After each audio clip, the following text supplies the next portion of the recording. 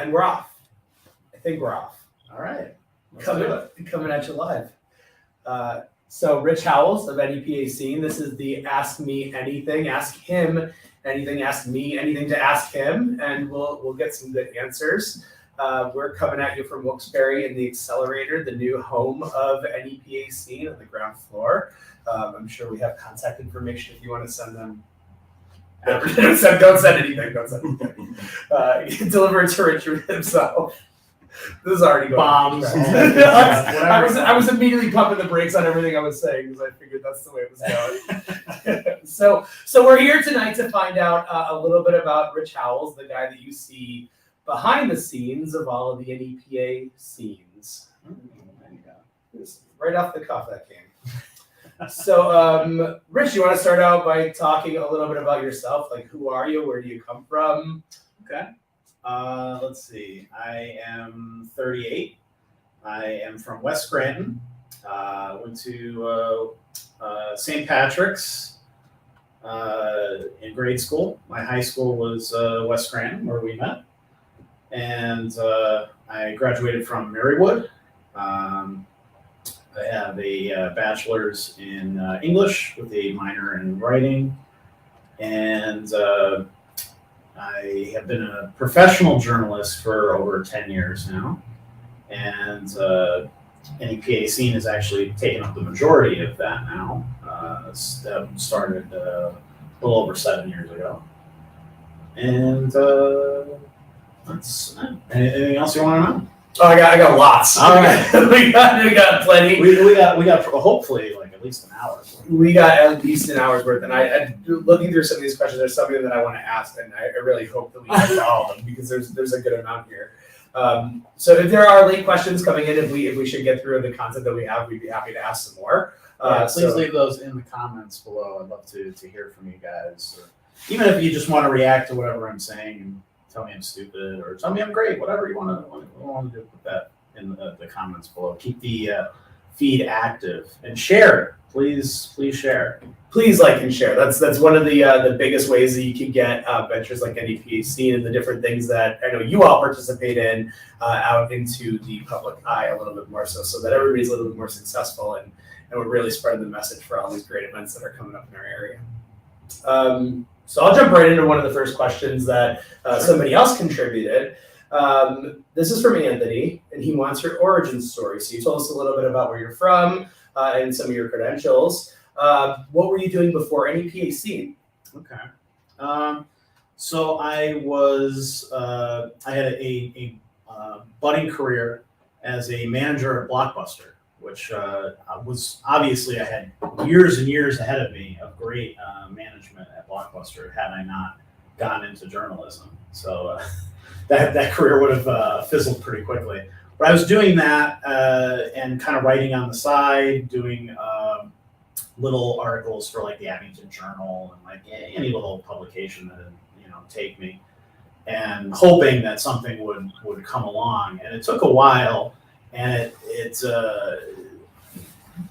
if I had to do college over again, I don't know if I would have spent all of that money. Right. I think they really trick you early on that your parents, society in general, really pushes you to get in your head over your head in debt right away because you're going to get a fantastic job right out of college if you do that, and that's just not the case, especially with an English degree. So For sure. I started writing in high school and really enjoyed it. And my other passion was acting. I really wanted to be an actor. And then I looked in the mirror and realized that was never going to happen. So I was like, okay, the writing thing is fun too. I enjoy that. So why don't I try to turn that into something? And I really wanted to be more of a creative writer, like fiction stories and things like that. That's what I started doing, and I had some good encouragement in school from the right teachers to do that. So that's kind of what I studied at Marywood, and I don't think I got a ton out of it in terms of writing experience, things that I think actually like mattered to my career that would have helped me in any real way. Right. So, the degree was nice, but the debt was not. And that was kind of piling up as I was working in retail for, many years. And then finally, the opportunity came up to interview for a staff writing job at Go Lackawanna, which at the time was called the Times Leader Scranton Edition. And it was, for people who think they're the same thing, there's the Scranton Times in Scranton, who owns the Citizen's Voice in Wilkes-Barre.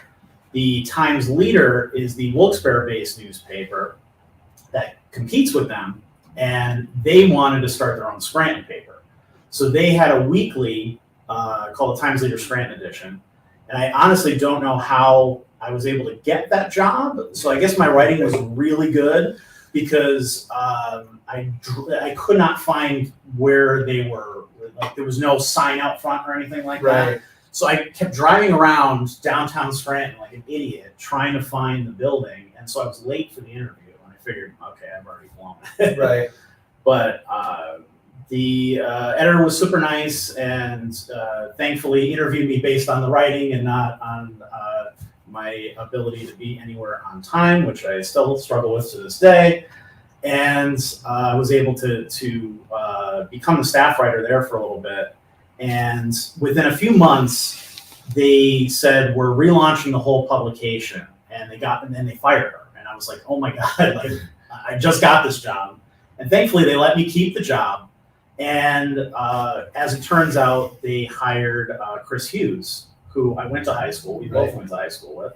And he was in my graduating class, and I knew him pretty well. I mean, we weren't like, we didn't hang out or anything like that, but we knew each other from doing theater and stuff like that. So we got along really well. We're both like huge geeks and stuff. So he took over as the editor, and they basically just kind of gave us a small budget and just carte blanche to do whatever we wanted. And it was really fun. Yeah. So for a good 2.5 years, we put out a weekly Sunday paper. I wrote pretty much the entire arts and entertainment section most of the time, with a couple of stories here and there from Chris or a freelancer or somebody like that. And then I did like city council, county commissioners. So I was doing like the hard news stuff too. And that was a great experience. That's kind of where I learned, to be a journalist and what it meant to have journalistic ethics and to write in the correct format and stuff like that. That was kind of invaluable. So from there, just a couple of years that I spent doing that, they were like, yeah, you know what, this was just kind of a little experiment, and we're not going to continue this anymore. So it wasn't really our eyes. It wasn't our fault because I think we put out a great paper, but their distribution was awful. The people who wanted it couldn't get it, could not find it. The people who didn't want it, they hired some company out of Jersey to throw papers at people's lawns. And so this company literally would throw them on people's roofs, in their gutters, everywhere but on their porch. And so so we had so many people calling us up as like a nuisance, like you're literally stop littering at my property. Yeah, and I'm like, I'm thinking all that writing that I spent all that time on, and you literally threw it in the gutter. Like, it was so frustrating, and it speaks to the bigger problems that are with newspapers, which I'm sure we can get into if you really want. There are legitimate questions about newspapers in the questions that we've received, so we might touch on it a little more. I'm sure, but to kind of skip forward, when they were winding down that paper, Chris went back to the main paper, and I was like, I don't know what I'm going to do, and then it just so happened that a staff writing job opened up at the Weekender, which was a alt weekly that the Times Leader company put out that was all arts and entertainment. And I was like, oh, well, that's the most fun thing out of all the stuff that I got to write. So I really kind of want to do that. So I interviewed for that job. I got the job, and then the editor put in her 2 weeks right after that interview. So then it was Chris came in as kind of a interim editor and was like, he was kind of talking me up to the higher ups and be like, I think he can do this on his own. Right. And so he really like put in a good word for me and convinced them that I could be a good editor. So I kind of took over as an interim editor, then they officially made me the editor there. And I'm like, wow, finally, like I'm moving up in the world. I'm actually making a real paycheck. Like I'm finally doing what I want to do.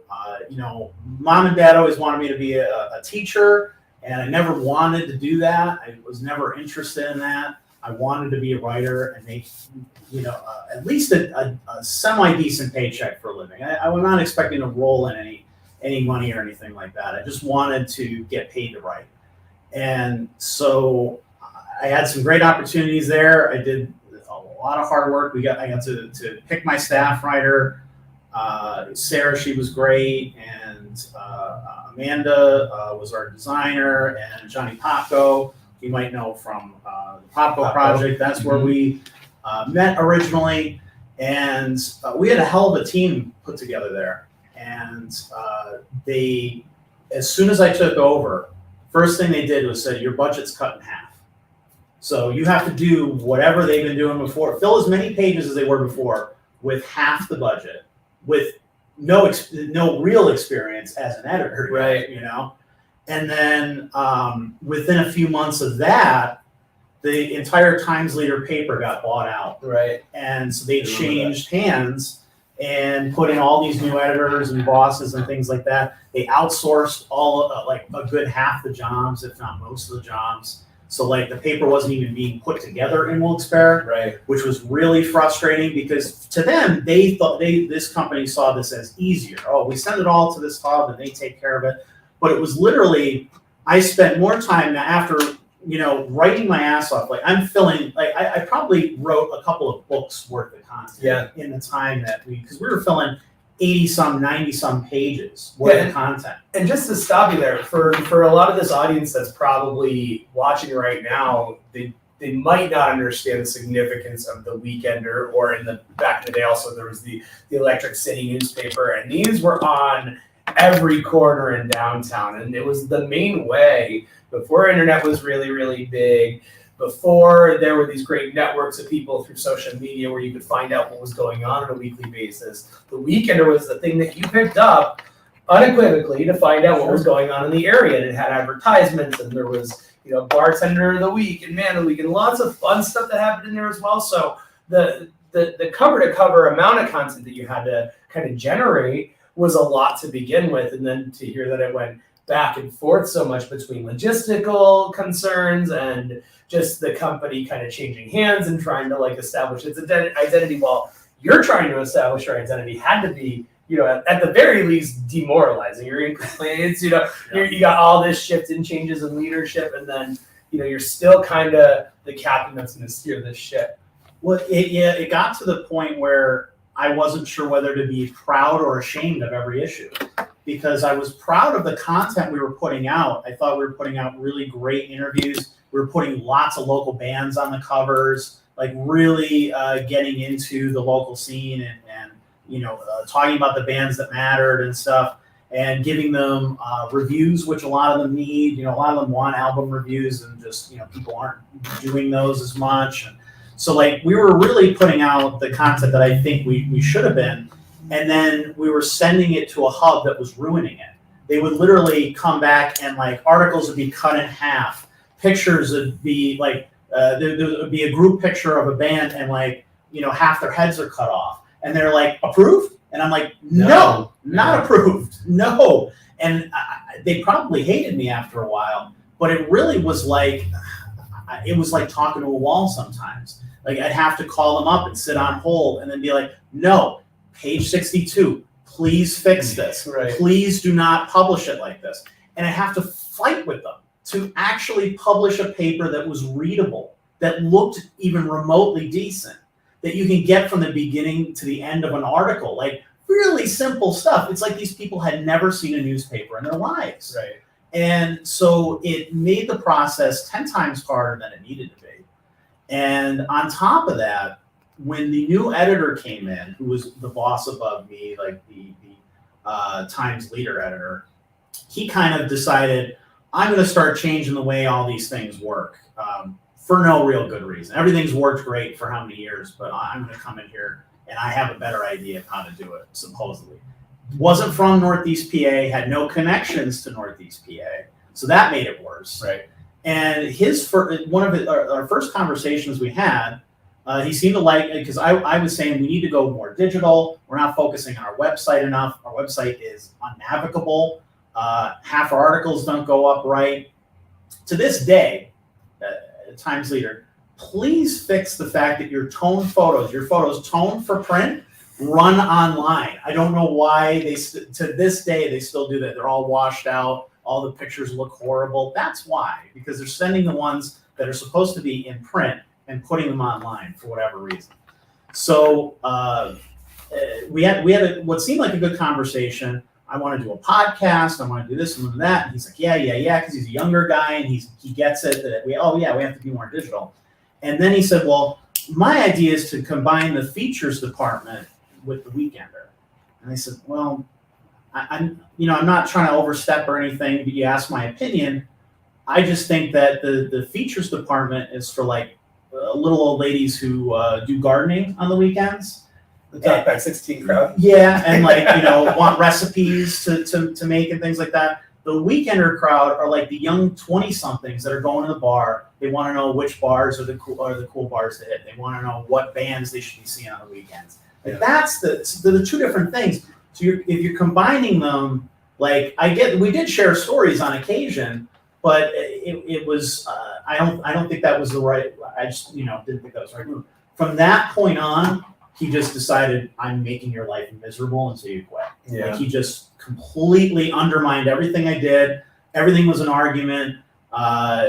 Everything that I had to do, I had to justify it to him. I had to send ridiculously long emails explaining in detail every single piece of content. And you could tell he looked at it for 2 seconds and went, yeah, whatever. But it was just to piss me off and to make give you another balance to check off yeah. and another thing to do in the day. So, and I kept sticking with it because I'm like, well, I don't know where the next writing job is going to come from. So like, I have to stick with this. I have to keep doing this.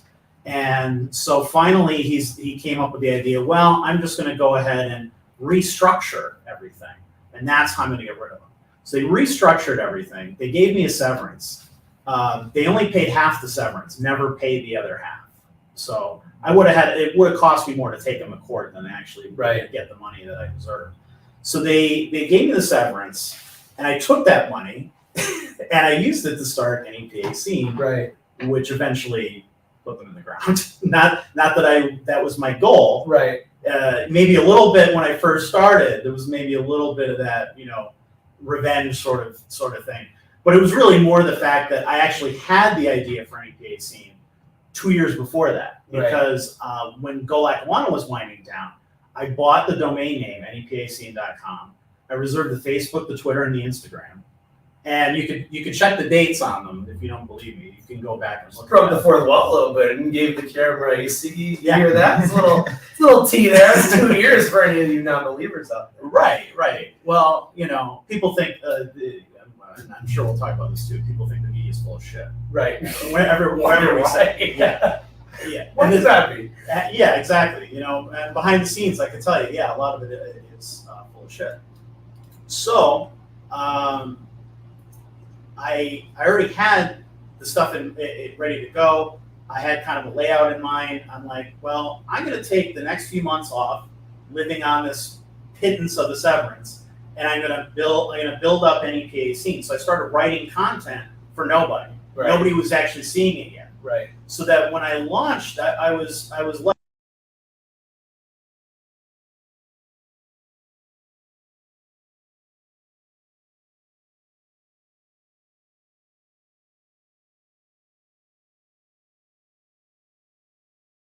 I would tell them, oh, I'm going to launch this thing or whatever, and that was kind of a way to keep myself motivated and like, okay, I don't want to be a liar. I don't want to tell people that I'm going to launch this big project and then it never happens. Right. So I figure if I told enough people, that it would kind of manifest itself. Exactly. Yeah, it would almost force me to do it. Like actually follow through with this fucking thing.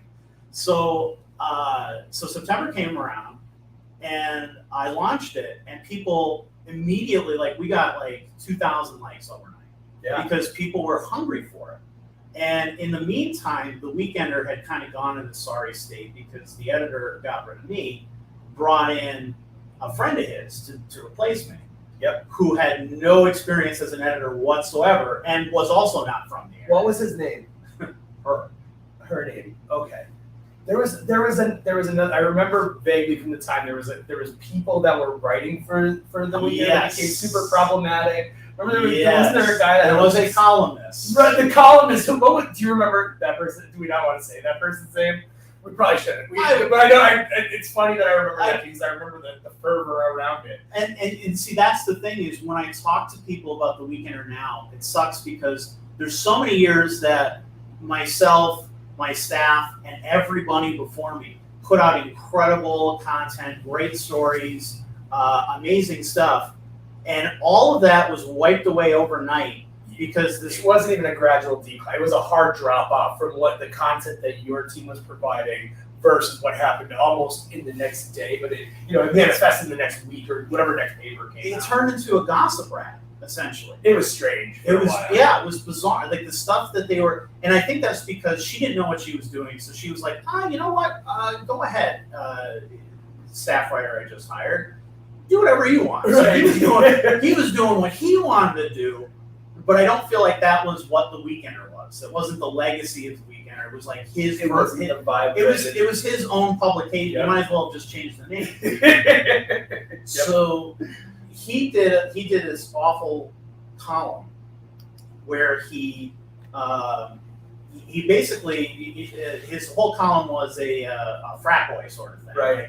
You know, pulling pranks. It's like Perez Hilton kind of, but not as funny or well thought, and that's giving Perez Hilton way too much credit. Yeah, it was weird. It was really weird. It was really weird. Yeah, and it didn't fit what I think had come before, so people were kind of confused about that.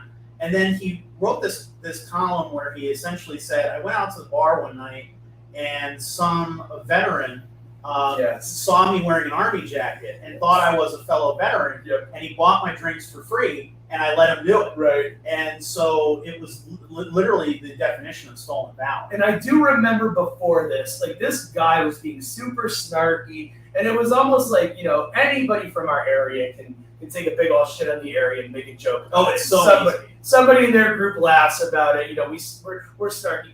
This guy wasn't really from our area. When he was trying to be snarky about it, it just didn't resonate in the spirit. Well, this guy was. This guy. Yeah, but the editor was not. The editor was not. No. But this guy who was he was kind of like, it's like you weren't one of us. You can't really make the joke about us. Right. And it got really, really weird really fast. Right. Yeah. And it was just never in the spirit of what the Weekender always was. It was that kind of source for news. And I've said this in the past. The drop off was so noticeable. And not to cast any doubt on anybody that got put in place afterwards. I'm sure they had great intentions. Sure. But you were the heart and the soul of the thing. And then when you left and decided to do your own thing, you further manifested what that actually should have been from the get-go, and you brought it to life and breathed real life into it.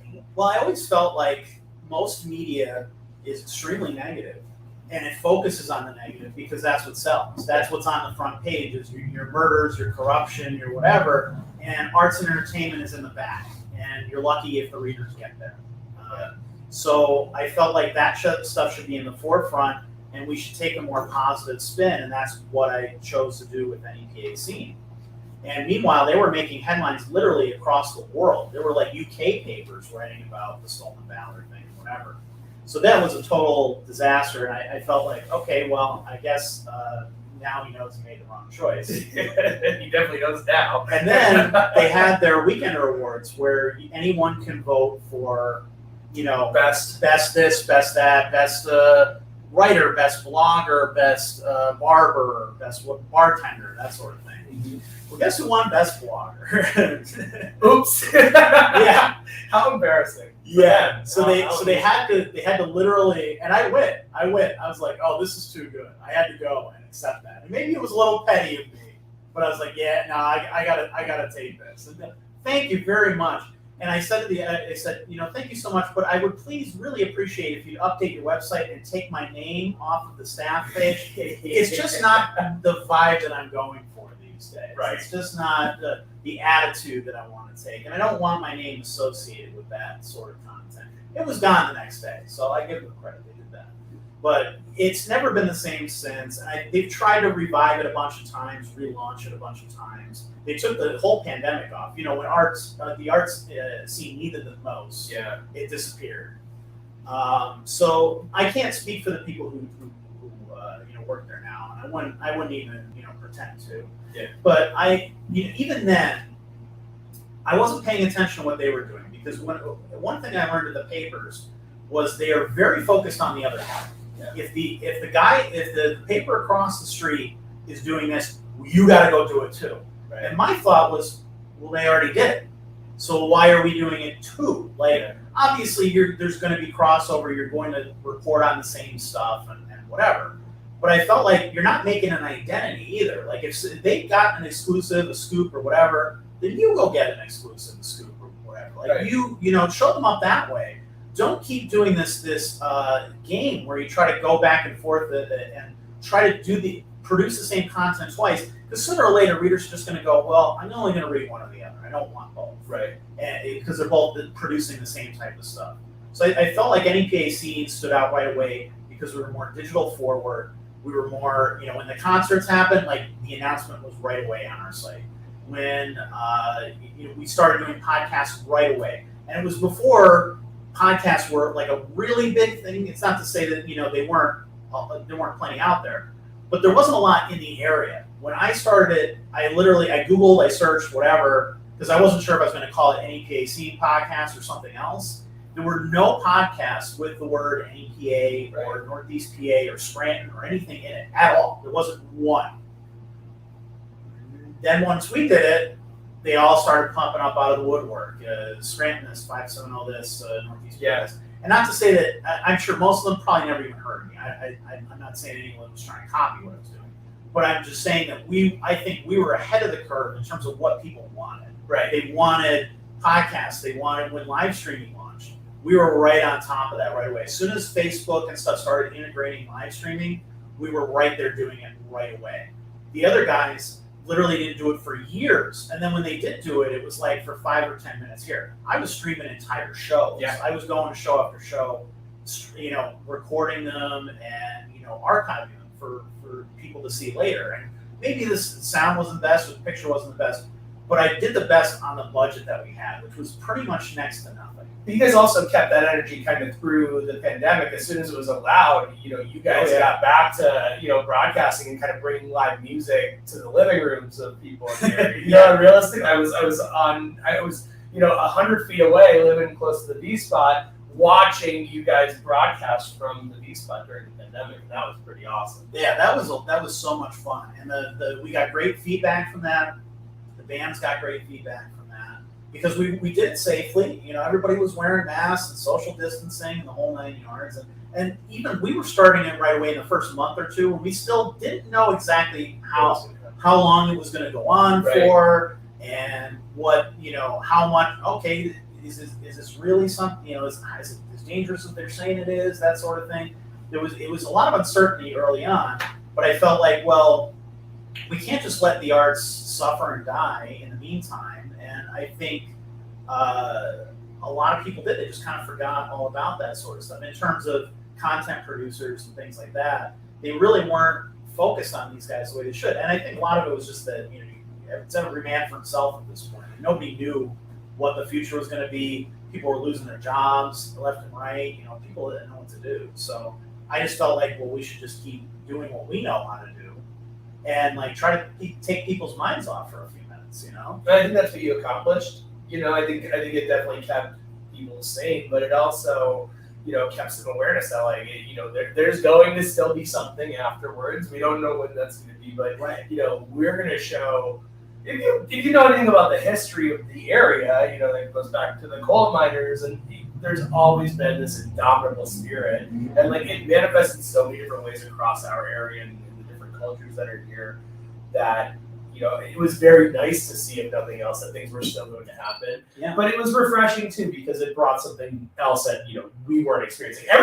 Everybody in the world was trying to do something. The entertainers that were around, like John Krasinski had that Good News Daily, that was really cool. That ultimately sold to a network. Go figure, right? Of course. But it was something that you showed that, like, okay, well, we're going to find the ways to do it, and we're going to continue to do it. I think that's always been a strength of yours and NEPA Scene as a whole. I appreciate that. Well, the idea is really, it's always been a DIY project, but I try to present it as professionally as possible, because I have, before I started doing the site, I was a political blogger for a little bit. Right. Which, sorry, all those archives are lost to time, so you're never going to find my little political rants. I'm sorry. But I did that beforehand, so I had years of experience in the blogging world, which is very different from the journalism print world. And I felt like, well, those two need to come together. Like, there's good ideas in the blogging world, but maybe some, like in terms of reaching people and finding new creative ways to find people online and to report and new formats and stuff. They had that great idea, but they also, I think, fell short in terms of professionalism. A lot of it was amateur, it was full of grammatical errors, that kind of stuff. The other side of it, you had the pristine, ready for print newspaper sites. That the sites were terrible. They were hard to navigate, or they put up paywalls where people couldn't read the content from their own area, which I'm totally against that, and that's a whole other discussion. But you had that side of it where it went through a proofreader, an editor, and things like that. Right. And so you had those kind of walls put up there. So I felt like those two needed to come together. So I tried to kind of combine those two into what NEPA Scene is. So there's a little bit of that print background, a little bit of that journalism background, a little bit of the blogging background. And kind of the one thing that I really haven't done, which is one of the reasons why I wanted to kind of do this, was I really try to stay behind the scenes, or if I had to be on camera, which I hate, by the way, hate being on camera. I wanted the focus to be on the artist and them or whatever. It wasn't about me. Right. I bet so many programs these days, especially, are about a talking head talking at you and talking at the interview subject, right, and not actually interviewing them. They're there basically as background, right, while the talking head goes on and on about their opinions and their ideas and whatever. And it's like, the person you brought on, who's supposed to be an expert on this topic, hasn't gotten a word in edgewise. Right. So I feel like that needed to kind of change too. So, my interviews, if you watch any past podcasts, are very much focused on the artist and letting them tell their stories and things like that. And that's what we're going to get back to in this very room very, very soon. But I wanted to kind of do this first so that people kind of know who I am and what the background of this is, because it's been a long time since we've been able to do an in-person podcast. Yeah, you're gonna be accepting back the kind of mantle of being a really excellent interviewer, because you are. You do your due diligence to find out as much as you possibly can. I'm not paying him to say this. Not at all. And I'm also far from a biased source to be honest with anybody. I mentioned when Rich had left, like I had wrote my own little post about it, my own article about it, where I felt like it was such a loss, and I felt really remorseful about it at first. But having been in to see where I was being interviewed and being a part of it, I've always supported and thought what you did was so important for the different people in our area and the different things that happen here, because no one else goes that far. No one else is willing to kind of give a free space where people can get their message out, and you mentioned, like, back in your mindset in The Weekender, where you made it about more local bands being on the cover, not about all the national acts. And, I think the area is big enough to accommodate the national acts. Sure. And we desperately need that balance, because we can breathe so much more of that creative kind of flowing atmosphere where people can actually be successful around here. Right. And you don't just have to hear about the produced bands from New York or California.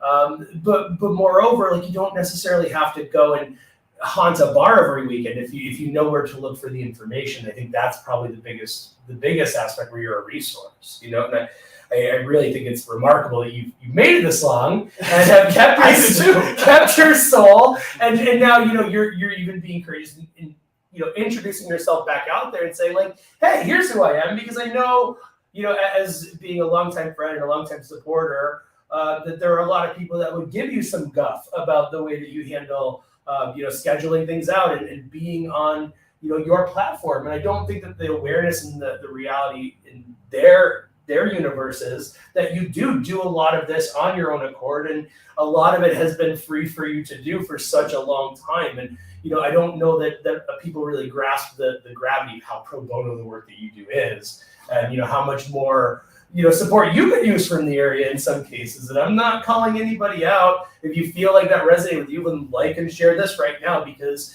getting this message across is the most important thing for me being here today on your accord. I think that Rich does very, very important work. And, just by the questions that we got, it's evident that people kind of want to know more about that. So to dig back into some of the questions that we have, who's been your biggest influence or your biggest inspiration as you've gone through all these changes and as you kind of had to adapt and evolve through the different things that you've gone through, the changing of the companies, the pandemic, where NEPA Scene is today? Like, who's been your biggest influence and who's really kept your head in the game with everything you have to do? Well, in terms of influences, when I was starting the site, I really was thinking about, what are other areas doing? Because the old joke of Northeast PA being 5 or 10 years behind the times always is true in a lot of ways. And that's kind of one of the ways is our local media was way behind the times in terms of how to produce content, how to get it out to people, and how to make an impact, how to actually, that was a big thing. Is I'd see a lot of these, reporters would pick up the phone. Okay, I'm going to ask you the same 5 questions that I ask every single band I interview. Okay, hang up, type up that exact same interview over and over again, and putting out these articles that they weren't going to convince anybody to go to a show because you didn't put any effort in whatsoever. You didn't get to learn any of those people. I would go to shows all the time after I interviewed them, and every one of them would say the same thing. Oh, you're here? Oh, wow. I've never had that happen before, because these guys were just hiding behind a telephone, typing up something real fast and shitting it out to get on to the next thing. And to be fair to them, every one of these people is overworked and underpaid and have 1,000 other things to worry about. And if that's not their passion, if that's not their priority, it's not gonna come out as well as their cover story that they also have to write by deadline at the same night. I get that part of it, but at the same time, it's not fair to those artists that want something a little bit better that's actually going to make an impact and have people show up to shows and be like, oh, good, that person read my article and then they went to see the show, or they saw this interview and they went to see the show. That means so much to me. In terms of influences, I was looking at Philadelphia City Paper and all the little alt weeklies in New York and Philly and all that kind of stuff. WXPN in Philly, they have this site called The Key, which I think they're changing over a little bit now. It's going to be the same type of stuff, but I think it's just all going to be under the WXPN or whatever it is radio station. And they were producing this great in-house content, bringing artists in, doing studio sessions and these great long-form interviews and premiering articles and things like that. And I was kind of looking at, okay, well, all these other sites, they will premiere an album, premiere a song, and get into that specific topic. And not a lot of people are doing that around here. I think the first one around here to really, there was a great little blog, 570 Mindfire, and that Bill, who did that, was a great writer. He did some stuff for me at the weekend, or he helped out a little bit with NEPA Scene here and there. He'd write an article or two. Mm-hmm. But he had a great blog. He had Mike Lello at Highway 81 Revisited, which is still around to this day. And he was really kind of the first really big prominent one who was doing that kind of stuff or whatever. But he wasn't living in the area long. He ended up moving out of the area to go live in New York. So he still to this day has those Northeast PA connections, and he still puts out great articles based on local artists. But he also covers New York and stuff too. So there's not as much of a focus here as that. So I felt okay, there's a little room for me to be here too. Yeah.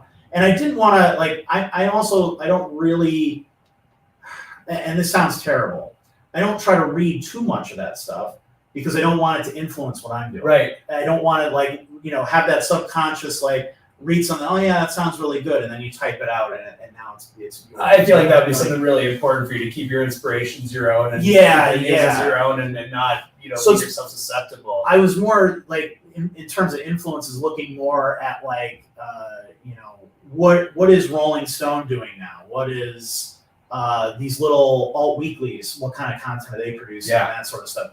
Looking at the ideas, the formats, but not necessarily how it was written or anything like that. I wanted to kind of keep that my own because I kind of have an idea of how I like to write my interviews, and I didn't want to be just a carbon copy of what else was going on. So now, what is your favorite thing to do with NEPA Scene? And this commenter, Nick, asked, is it the open mic? Is it covering local shows? Is it the news shows, the podcast, etc.? Which would you say it is and why? You know what? I still really enjoy the writing part of it when I get to do it, because it's funny because I try to produce as much content as I can every week, and some of it is just running press releases, which you think okay, well that's just copy and paste kind of stuff. Not really, because I vet all of the information that we print. For example, the other day, the Kirby Center announced garbage is going to be in the area. Oh, that's cool. They're playing the Kirby Center. The first sentence of the release, which was from their people, said that they were Grammy Award winning. I'm like, were they? I always thought they were really underrated, right? And they didn't win a Grammy. Well, it turns out they were nominated many times, but they didn't win a Grammy. Got it. Every newspaper in the area ran it as is, saying Grammy Award winning. And it's that's literally in the first sentence. It's factually wrong. Right.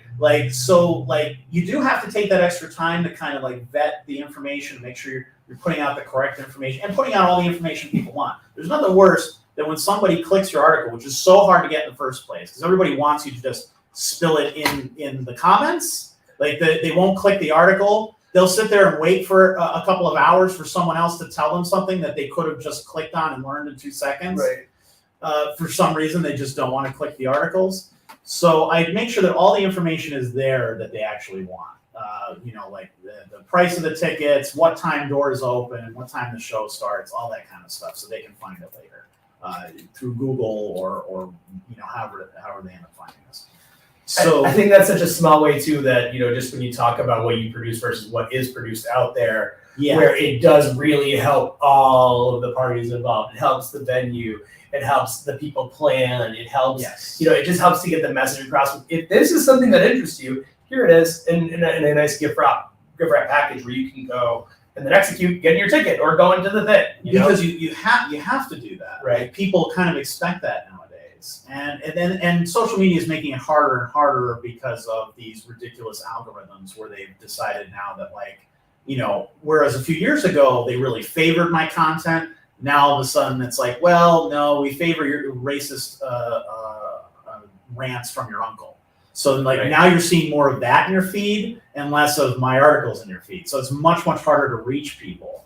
So I do try to do a balance of that kind of stuff that I think people want to see with the interviews, the song premieres, that sort of stuff. And then switching up the formats by doing podcast interviews like this, video interviews. There are some people, if I wrote all this down, they would never read it. Right. Because they just, too long, didn't read. It's got more than 2 paragraphs. No, that's not for me. But they'll sit there and listen to an hour, 2-hour podcast. Right. And there's people the opposite way who are yeah, we're going to watch 2 guys sitting here chatting in a video. But sure, I'll take a few minutes, maybe while I'm on the can and read. Whatever it takes. I'm the listener, not the watcher, not the reader. It's one of those. It's just the way that I digest the concept the easiest. I think and it's nice to in that have your when you post on NEPA Scene, even the relevant things are tagged. So if you want to find out about the venue, you just click, and it's nice and easily digestible that way. Right. I feel. There's some other really good follow-up questions here. If you could participate in a press release in any era, what would the era be, and what would it be for? If you were in a time machine scenario, you go back in time, you can time machine, write about whatever. whatever you want, whatever you want to cover in history. What would it be? All right, so if it wasn't obvious by the shirts you will always see me wear, I'm a big comic book guy. I collect Marvel comics. I watch all the movies. I'm into all the lore and all that kind of stuff. I collect action figures. I collect Marvel Legends, Star Wars, Teenage Mutant Ninja Turtles, He-Man, Masters of the Universe, G.I. Joe, all that kind of stuff. When I have the money, which is not often, but when I can squeeze one in there, I grab as many of those figures as I can. And so I would want to interview somebody like Stan Lee, who I didn't get to interview.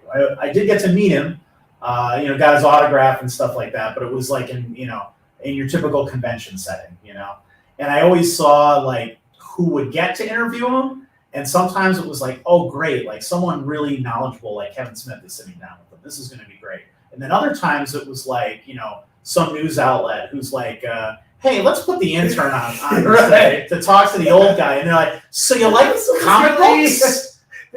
Who's your favorite superhero? And it would just drop like, oh my God, you got the fucking chance to sit down with the legend.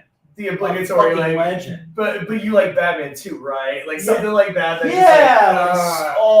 had one shot, man, and you blew it. Why would you blow it? So it'd be like interviewing, of course, even just as much Jack Kirby, who just did not get enough credit his entire life and then died way too young. Steve Ditko, somebody like that, who like was a recluse and probably never would have talked to me. Right. But maybe I could have traveled back in time to when he was maybe a little bit more personable. I don't know if he ever was. Judging by his strange history. I don't know if he ever would have been into that sort of thing, but I would have loved to have like talked to some of those guys. Yeah. I felt like, especially in like the 60s and 70s when these guys were firing on all cylinders and like that creative energy, like the stuff and the drugs. Yes, and definitely the drugs. They were like, the thing is these guys were producing all the stuff that now we just take for granted. That like, the whole, people watch the MCU and they eat all this stuff up, and it's like, you're not even, this is like the tip of the iceberg in terms of the lore, the amount of stories, the amount of detail that these guys came up with off the top of their heads. It's under deadline. Under insane deadlines. It's a very, like, I had to walk 10 miles to school, uphill both ways kind of mindset. Like when it comes down to this content that we grew up with and, couldn't get enough of it. It was scarce to have like Disney dropping sweet stuff all the time through the Marvel channels and the Disney. It's right on. Yeah. So like when, I'm sure a lot of people would be like, oh my, when you talk to George Washington or Abraham Lincoln or somebody like that. No, I'd rather not go back to those times when everything was miserable. When you get called a witch and then assassinated. Yeah, exactly. Exactly. Why do you have glasses on that look like that? Or what's Marvel Comics? Right. I'd rather go to maybe a little more enlightened time, but maybe one before I was born. That I get the chance to talk to somebody like that and I feed off of that creative energy. So pretty much one of the questions is in regards to newspapers, and I know we kind of joked about it a little bit earlier. But would you ever be interested in contributing to something like that again? Is there just like no profitability in it for it to be worthwhile for something like that to really take shape? Like, what's your opinion on that whole kind of state of that publication business, like where you get that direct media? Yeah, I do think that there is value still in print media in not just because I'm a comic book collector and I want to hang on to my physical comics. I'm greatly against the whole digital comic thing and like digital collectibles, which is insane to me. Then you're getting into NFTs. Talk about NFTs, yeah. Yeah, like no, never in a million years. But in the print side of things, I think there should always be some kind of print product. But I think, like we said before about distribution needs to improve to get into the hands of people who actually want it. Right. Make it like a product, like a really nice, like a super glossy magazine with beautiful photos and really great writing. The kind of writing that you would read in a book. and not just throwaway kind of stuff that the information expires in a week, and maybe put that kind of stuff together and get it out there. There is somebody local. There's a woman, I believe, NEPA Audio, and I follow them on social media, and I see that they do have some kind of little print thing or something. And I haven't gotten a hold of one. I'd love to maybe get a hold of one. But I think there is still a value in that kind of stuff. It's just finding the people who actually want it and getting it into their hands, because there are just people who just see that as antique. They're never going to pick up a magazine ever again. They're never going to pick up a newspaper again. And I feel like the newspapers around here are stuck in this cycle where they're still trying to make the old ways work. And they don't understand why people aren't responding to the stuff the way they are. And I also feel like they haven't caught up to the way social media works now either, in the sense that they're happy to profit off of a lot of really terrible things. Right. You obviously you have to produce the news, you have to write what happens, and yes, there are murders and corruption and horrible, horrible things. Then you look at the comments and you see these people tearing each other limb from limb, and they're just happy to just ignore it and let it happen. Right. Almost kind of encourage it. Yeah. Sometimes they even write headlines a certain way to kind of poke the bear a little bit more and stoke this fire. And I'm not all about that. I feel like that is a losing scenario. It's a sign of the times, right? You mentioned something about algorithms earlier. Algorithms, if you don't know what they are, they're the machine engines that use to push the content that's going to get the most interest to the top. But the algorithms are set to pick up on things like discourse. So if we're angry at each other and you click on a post that might have 165 comments on it, and one of us, you're going to see our most vinegar-filled words, and they're going to get you to feel a certain kind of way, which is going to get you to kind of want to jump in and join this discourse. And it doesn't really get to the bottom of anything. It becomes a lot of bickering back and forth, right? Absolutely. Well, I just saw a study the other day that was like, on Facebook, for example, every angry emoji is worth 3 likes. So think about that. Every time you're liking things, you're positive about it, and you want more people to see it, is not as productive as if you give an angry react to it. Somebody wasn't inspired by Ghostbusters 2, right? Yeah, exactly. They didn't see that. They did not see. They didn't see how we took down Vigo. They did not get the whole pink slime metaphor. Right. I mean, that was a brilliant metaphor. I will stick up for Ghostbusters 2 all day. 100%. 100% of the time, for sure. A little bit less serious of a question. All right. So we'll change gears a little bit. Yeah. If you had to choose, and you have to fight one of these two things. Okay. This is a really good question. This is probably my favorite question that I get asked tonight. Would you fight one elephant-sized rock con, Vinny Archer of the V-Spot? Yes. Or would you fight 100 3 foot size Joe Caviston? Which one would you fight and why? 103 foot. Isn't Joe Caviston 3 feet to begin with? Am I wrong? You have to fight 100 Joe Cavistons in his current state, or one elephant Vinny Archer. Well, you know what? Me and Vinny have, I would say, become good friends over the last few years.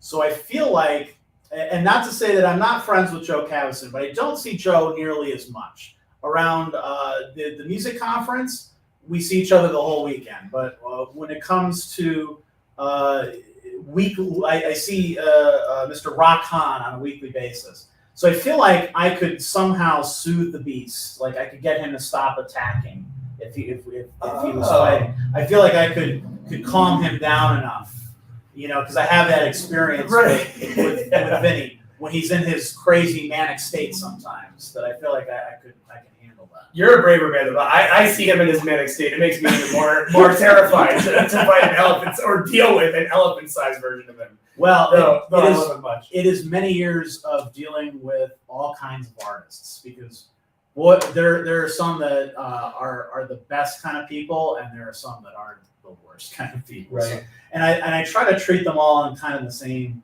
level, in the sense that I don't I don't like drama. I'd rather just if that pleases you, great. Like last night, we were doing the open mic, and there was kind of issues about what order the artists were going to go in and stuff and whatever. And I'm like, whatever makes you make me the enemy. Whatever makes you not fight amongst each other, great. Right. Whatever, like I try to settle things as peacefully as I possibly can. Yeah, guys, if you're out at an event, be cool. There's enough time for everyone, and we want everybody there. Obviously, that's why the invitation is open, and it didn't exist, 2 years ago, and it's a real strong indication that the interest is there and the need and the want for the venue is there. So treat it like you would expect to treat something like that you care about a lot. No one wants to see NEPA Scene open mics become an unsuccessful thing because the people that are performing are going to gripe with each other. That's not in the spirit of what it is. Well, funny enough, I thought, I'm like, oh no, I'm so stressed out. I want to please. I'm like a people pleaser to the point where it's detrimental to me and my health sometimes. Right. And I'm like,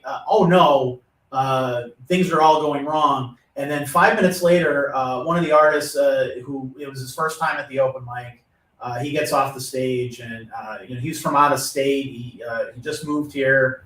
Super nice guy, really, really talented guy. He's from Hawaii, and he played like electronic drums and stuff. Named Johnny, very nice guy. And he said to me, "This is so well organized. This is a really well put together open mic." And I said, "Oh, thank you." Because right now I'm going crazy behind the scenes, and that's kind of like a metaphor for like the whole site sometimes. Yeah.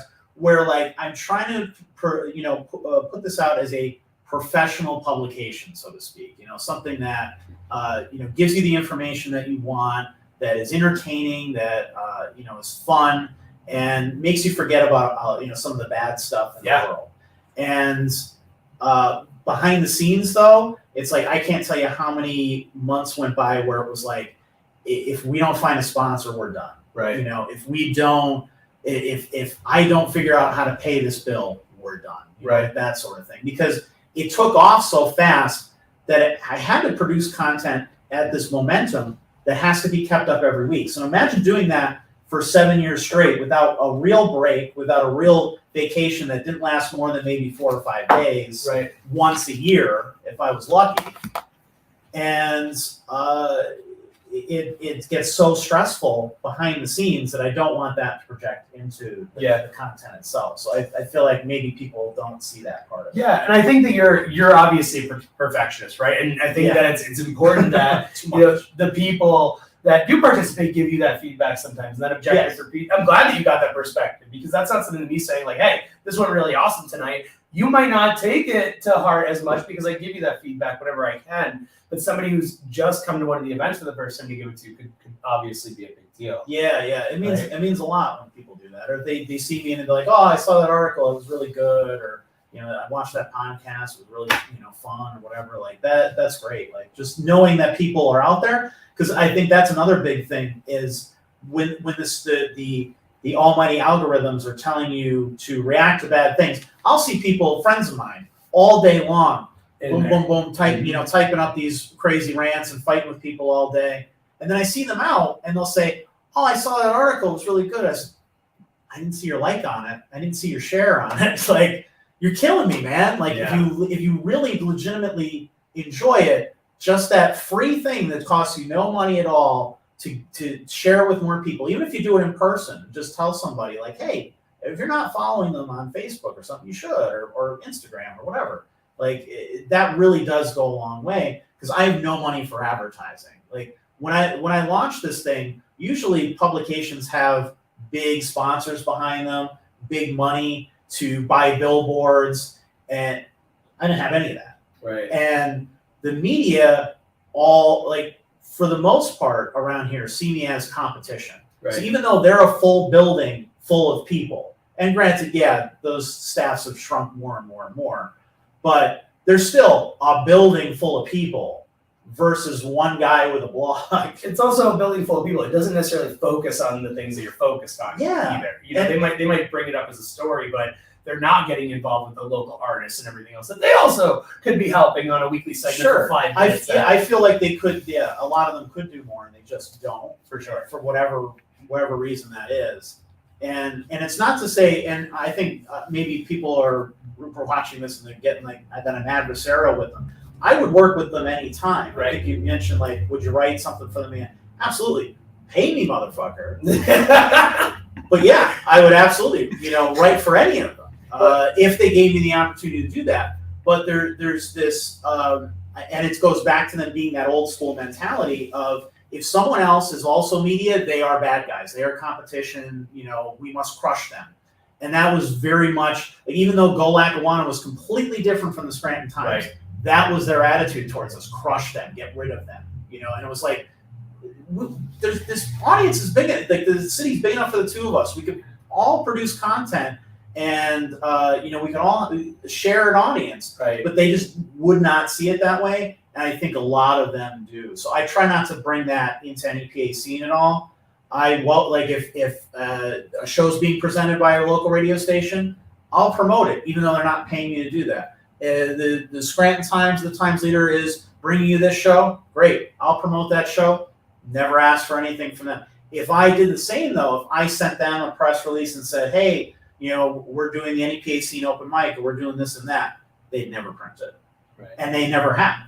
Right. So to this day, 7 years later, I've never gotten any publicity outside of what I do, except for every once in a while, maybe someone like WYOU, for example, will reach out and be like, hey, we have a thing we would love you to comment on, or something like that. Because, yeah, they're so far removed from what I do that it's not a competition. Right.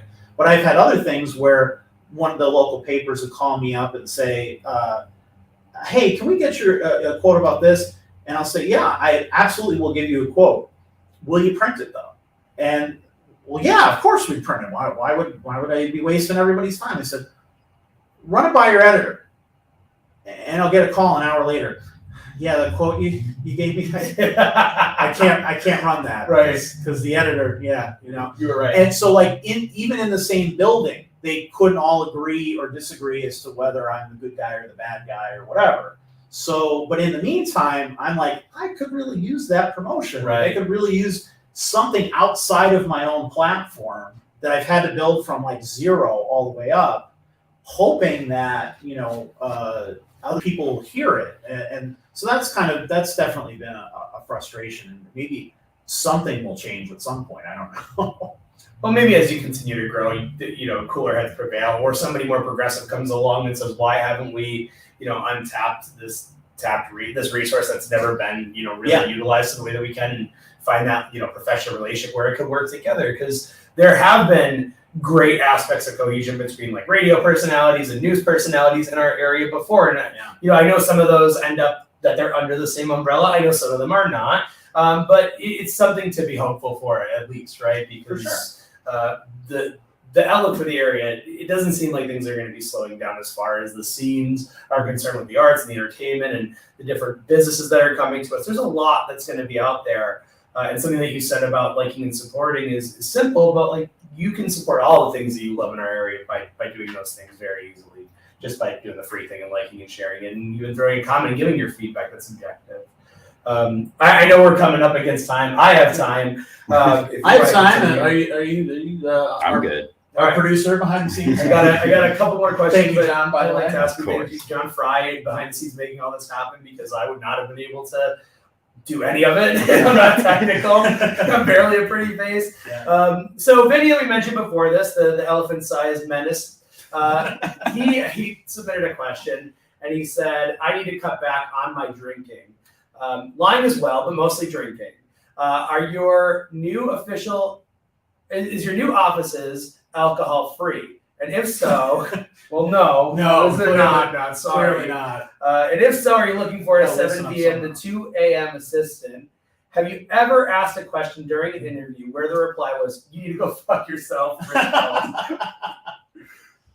No, actually, I don't do the whole like gotcha interview type of things. That's not my bag, and that's not most of this type of stuff. So like obviously that wouldn't fit at all.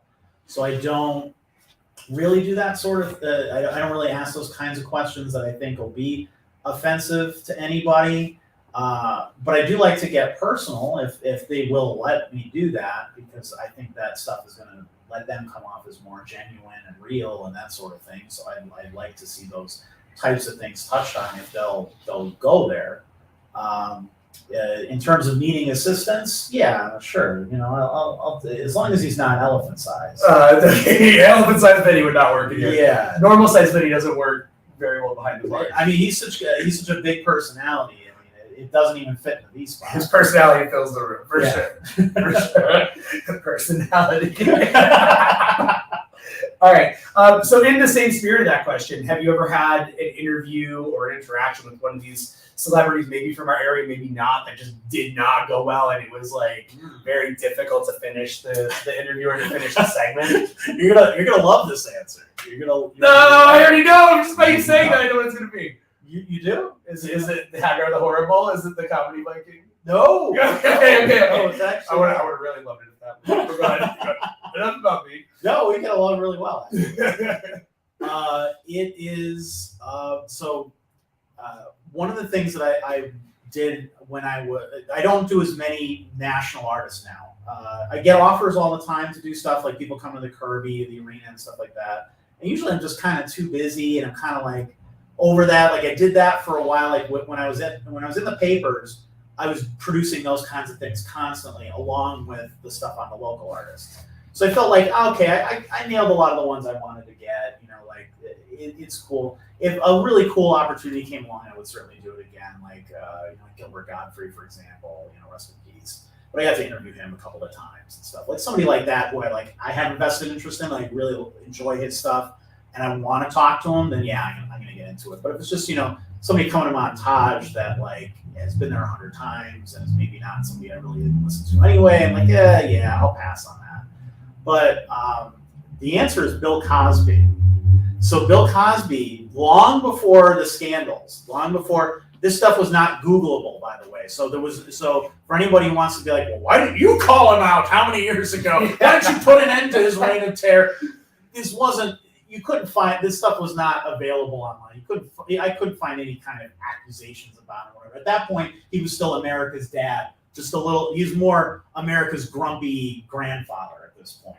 And he was doing another show at the Kirby Center, which he did a few years before that, and he sold out, and I think he sold out that one too. And but it was like, oh, cool, I get an opportunity to talk to this comedy legend. And it was super awkward because phone interviews are tough as it is, because most of them you're interviewing in advance of the show to promote the show. So you don't get to meet them in person or anything like that. So it's over the phone, and you kind of have to listen to their answers and wait for like a pause. And then, okay, I'm going to get into my next question, or I'm going to follow up what he just said or whatever. And it just was one of those where the rhythm was off, I guess you could say. Like it just seemed like we were just constantly stepping over each other's words because he'd talk incredibly slow. And I knew that was his cadence, but it was like exaggerated to the point where he was almost doing it to fuck with me. Right. Like it was very clear a few minutes in that he did not want to do this interview. That he was forced to do it by whatever PR company, right? So like he didn't want to talk to some, no-name newspaper, Wilkes-Barre, that sort of thing. So it became very difficult very quickly, and I just kind of like, all right, let's just try and get through this. And in the back of my mind, and we got through it. And, put the thing out, and it was, I kind of left out that part of the conversation, right, and be like, yeah, okay, he's still, he's still just as feisty as ever, without being like he was a fucking dick. Yeah. So obviously in retrospect, I wish I had published that right on the front page. Fuck this fucking guy. Obviously, but we never, we didn't know this shit at the time. I didn't know that shit at the time. I absolutely would never even have considered him if I knew all that shit. Yeah. Fuck this fucking guy. Yeah. Rich Howell's in quotations. The Times Leader, 2007 or my journalism career would have ended much more fast. And you would have made it ahead of me, out of Bill Cosby. Hey, that would have been all right. That would have been all right at that. You would have been on the right side of history. Exactly. Sure. I would have been justified. How many years later? Like, aha! I got to show you, because there's nothing more satisfying than doing that on the internet. Right. I got you. Just 10 years later. Well, I mean, when you said Bill Cosby, I was gonna immediately my mind jumped to like, did you have a headache after the interview? Like, did it go there? The joke that got me canceled on the NEPA Scene podcast. So there's a lot here. Let's take this something else. Let's roll through. Here's maybe don't do this in detail because it's so far we're over time. Yeah. But what would you say your top? This person asked for 10 to 20 top albums of all time, and I think that would be a really good supplemental like Rich Howells kind of thing to do. But what would be like a top 5 albums that you would kind of call out and why to get us started? So I figured I'm gonna forget a bunch of shit. So I did write down. So I have a really bizarre taste, and a lot of it is due to the fact that I was born in 1983. So by the time I was really discovering my music, like what I really liked to listen to, I was like a moody teenager in high school. So of course, like nu metal really spoke to me at the time, and I know like maybe I think it's come back around long enough that people are like, okay, yeah, nu metal was all right, but it's still widely mocked for the most part. I don't fucking care. I love that. Right. And but my other love was like old school punk. So Bad Religion. I have a Bad Religion tattoo. In terms of stuff I listen to, I figured I'd just throw in a whole bunch of like, I'm a guy who listens to albums beginning to end. Yeah. I don't do the whole, and that comes from like, I used to walk everywhere and with a Walkman, and I didn't have a car till I was in college. So I walked everywhere and listened to albums straight through, and I had like fucking thing full of CDs and stuff attached to my leg and switched them out, and kids today don't know how good they have it. Nope. So I listened to pretty much every Bad Religion album, like specifically like Process of Belief, Suffer, Stranger Than Fiction. Those are some of my favorites. Big Tool fan on the other end of that spectrum there. So pretty much all their albums up until Fear Inoculum. I'm sorry, I just cannot get into it. I'm sorry, but Anima is probably my favorite out of all those. Not Lateralis, Anima, and Nine Inch Nails. Now here's where we jump. Harvey Danger, widely known as one-hit wonders, but they produce some incredible music, and their singer Sean Nelson is a brilliant songwriter, and he has his own solo stuff. And they did 3 albums: Where Have All the Merrymakers Gone, King James Version, and Little by Little. And they have tons of B-sides and rarities and stuff out there that you can find if you search for them. I listen to that shit all the time. So this is just stuff that's in rotation for me constantly, amongst all the other new stuff and local stuff and things like that. Big Slipknot guy. Sorry, it comes from the whole new metal thing. I'm not going to apologize. I shouldn't have apologized because I love them. I will always love them. Seven Dust, their whole discography. Home, of course, the big one, but Stone Sour, especially their self-titled. Birthday Massacre, Canadian goth band. Yeah. they're kind of so Morphine, Cure for Pain, yes. Like Swimming, that whole Mark Sandman got way too soon. Mudvayne, so you just Slipknot in Mudvayne. So glad they're back. I hope I get to see them. KMFDM, so like more like the Angst Nihil, Extort, Adios era, maybe Attack, like that sort of stuff. But I do listen to some stuff from like their whole kind of discography. They're still putting out stuff. System of a Down, Rage Against the Machine, Nonpoint, Static X, Mushroom Head, all that kind of stuff. I won't apologize for it. Soilwork, In Flames, Killswitch Engage, Lamb of God. So like more some of the stuff that was kind of the next generation after that. Yeah. Kind of spun out of like the Gothenburg sound and like Swedish death metal and all that kind of stuff. Super into that kind of shit too. As long as it has melodic vocals. I'm not into the Cookie Monster stuff, so that's kind of a big thing. Got it. So I hope that kind of gives at least a rough idea of like all the weird shit that I listen to. That stuff's all in rotation regularly, and then whatever else comes along on top of that. So to pivot a little bit more and to get through some of these more meaningful questions, right? Joe asked, what was the biggest challenge along the way? What is people's biggest misconception about independent press outlets? And what is the best song ever, and why is it Toto's Africa? Thanks, Joe. It is sorry. I have a whole rant about this that I'll save for another time. That's why I was so dismissive of things. There's a lot of it. Yes, you feel the same. I feel like everything you hear on the radio is overplayed to the point where it has no meaning anymore. And like the singles that you just constantly hear over and over again, they don't like it's not stuff I even enjoy. That's why I listen to all this kind of weird shit that never would ever get any real radio play, because the stuff that you hear time after time, where you're walking through fucking Walmart and listening to it, you're driving home and you're listening to it on the radio, it just becomes background noise. It doesn't mean anything. So like a lot of those songs that like people love, like those that they're super passionate about, I'm like, I feel nothing about this because it's just you've drummed it to death. You just beat it to death essentially. Yeah, a lot of new music that you hear in a place like is so produced. And it's overproduced by the same kinds of producers. So you get like Michael Bublé and there's stuff that sneaks in there like Nirvana that still gets me played. But I feel like I love Nirvana. I will absolutely like that. He got out before it got really he put out some really great material and somehow it made it out on the radio. Mm-hmm.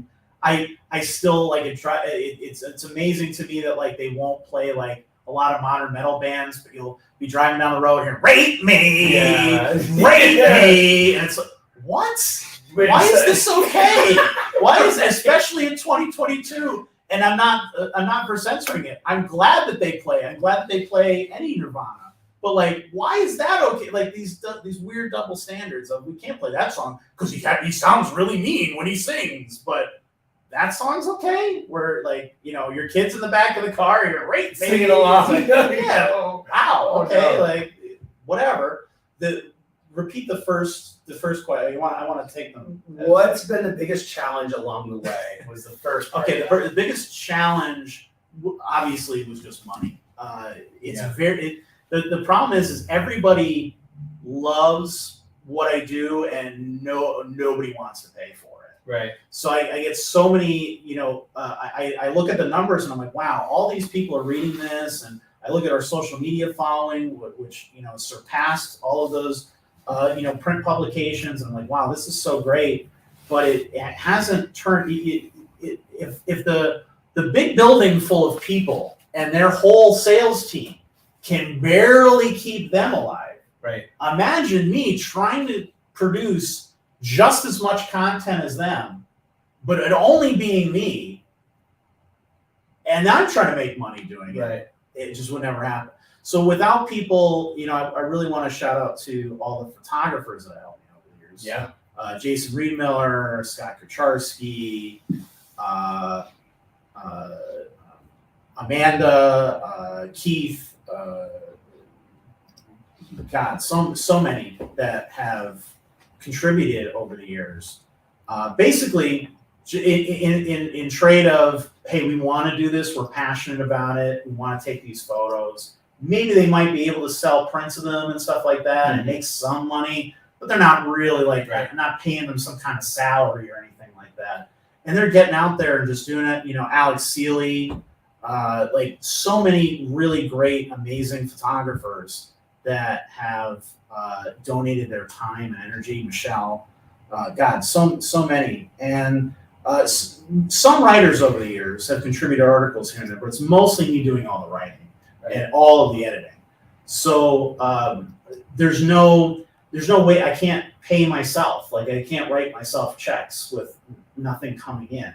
So it was like, through Google Ads, you make a little bit, through sometimes able to sell a banner ad here and there. For the most part, though, the same businesses that benefit over and over and over from what I do, when it comes time, like literally after years of producing content that has helped their business, has put butts in seats or has brought people to their business to buy their products or whatever, I'll finally come to them. At some point, I gain up the courage and be like, hey, maybe buy an ad, buy like sponsor us for a month, like something. And it's usually just a flat no most of the time. Right. So that has been an incredible frustration. of like, wow, like I have done so much for you for free that you've asked me to do because you're sending me this information. You want me to print. You're sitting down for interviews with me, that sort of thing. I'm not asking for a lot. It's not like I'm not charging like these crazy prices or anything. And I am always willing to negotiate. Right. And it just doesn't happen most of the time. And that's been really tough because it's like people who you thought maybe were your supporters or your friends or things like that. As soon as as soon as money gets involved, then it's like, oh yeah, no, Right. we support you, but not that much. Right. Know? Or like people who like, I'll have a merch table with like stickers and buttons for $1 or $2, and then they'll look at you and, yeah, thanks for all your help, Rich. Yeah. Bye. And then walk past the table out the door, and it's like, not even, no, just, Right. well, please, no, okay, all right, I tried, like, Christ, like I don't know what else to do. So I wish I had a sales team or somebody like that to go out and make those kind of, Right. somebody like a John Fry, like somebody like that, who's like a real go-getter, that could convince guys like that to spend that kind of money. Right. So like that has been kind of the biggest thing up until now, which we'll talk about this office in a little bit. Yeah. So, when they say like this question goes on to ask, what's the biggest misconception about independent press outlets? Like, would you say that the biggest misconception about you is that you're making it?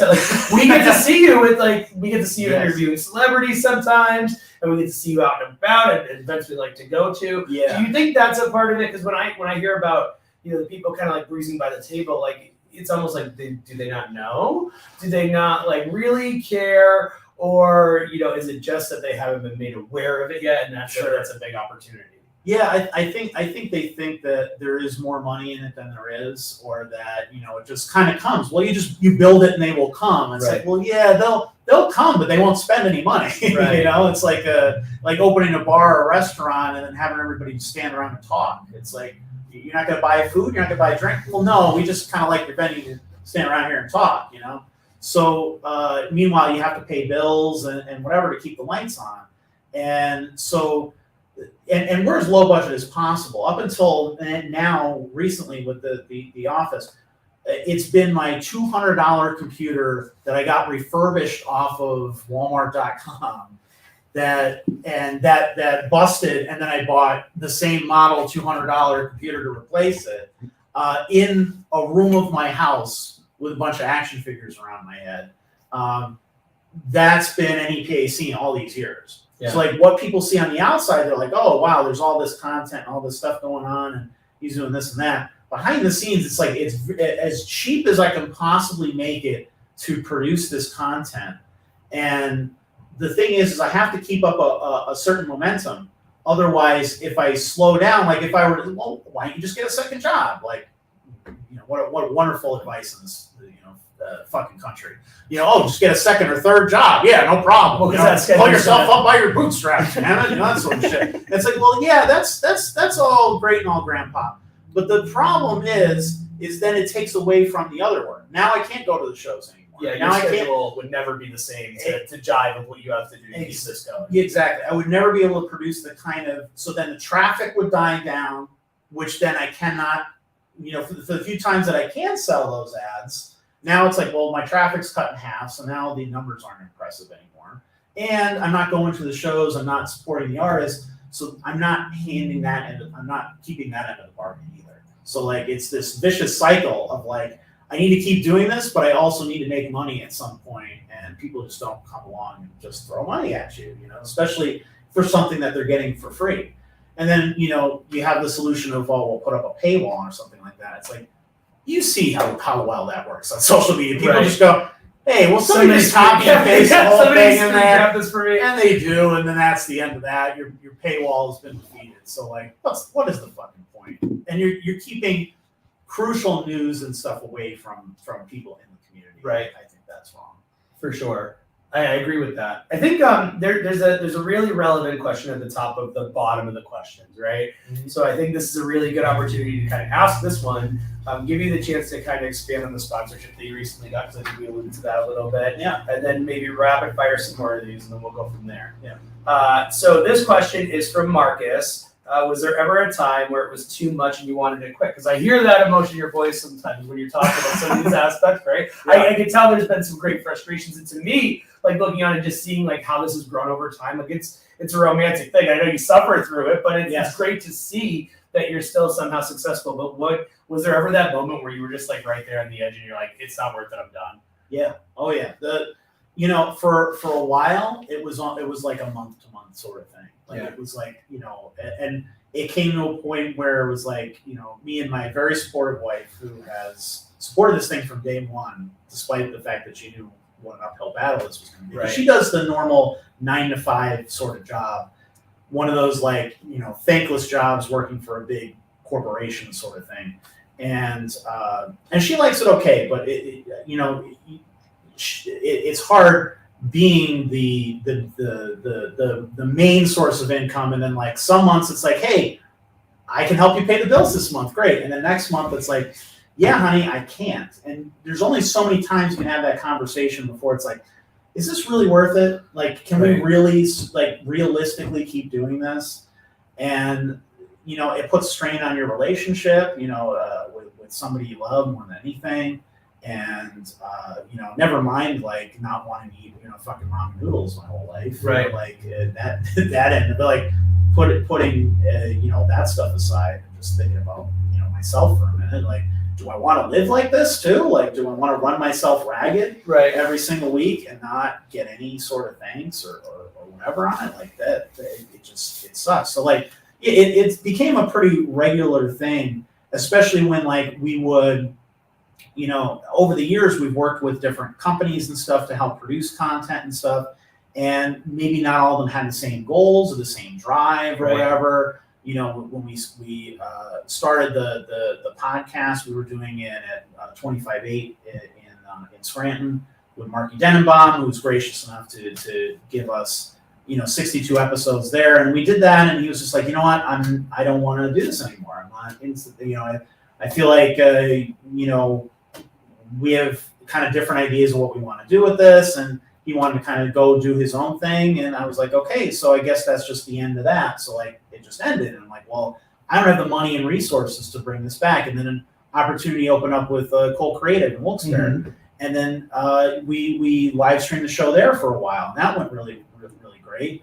And then they kind of changed directions of themselves too. Like their focus was live streaming for a while. So it was like, well, great, your focus is live streaming. You have the live streaming equipment.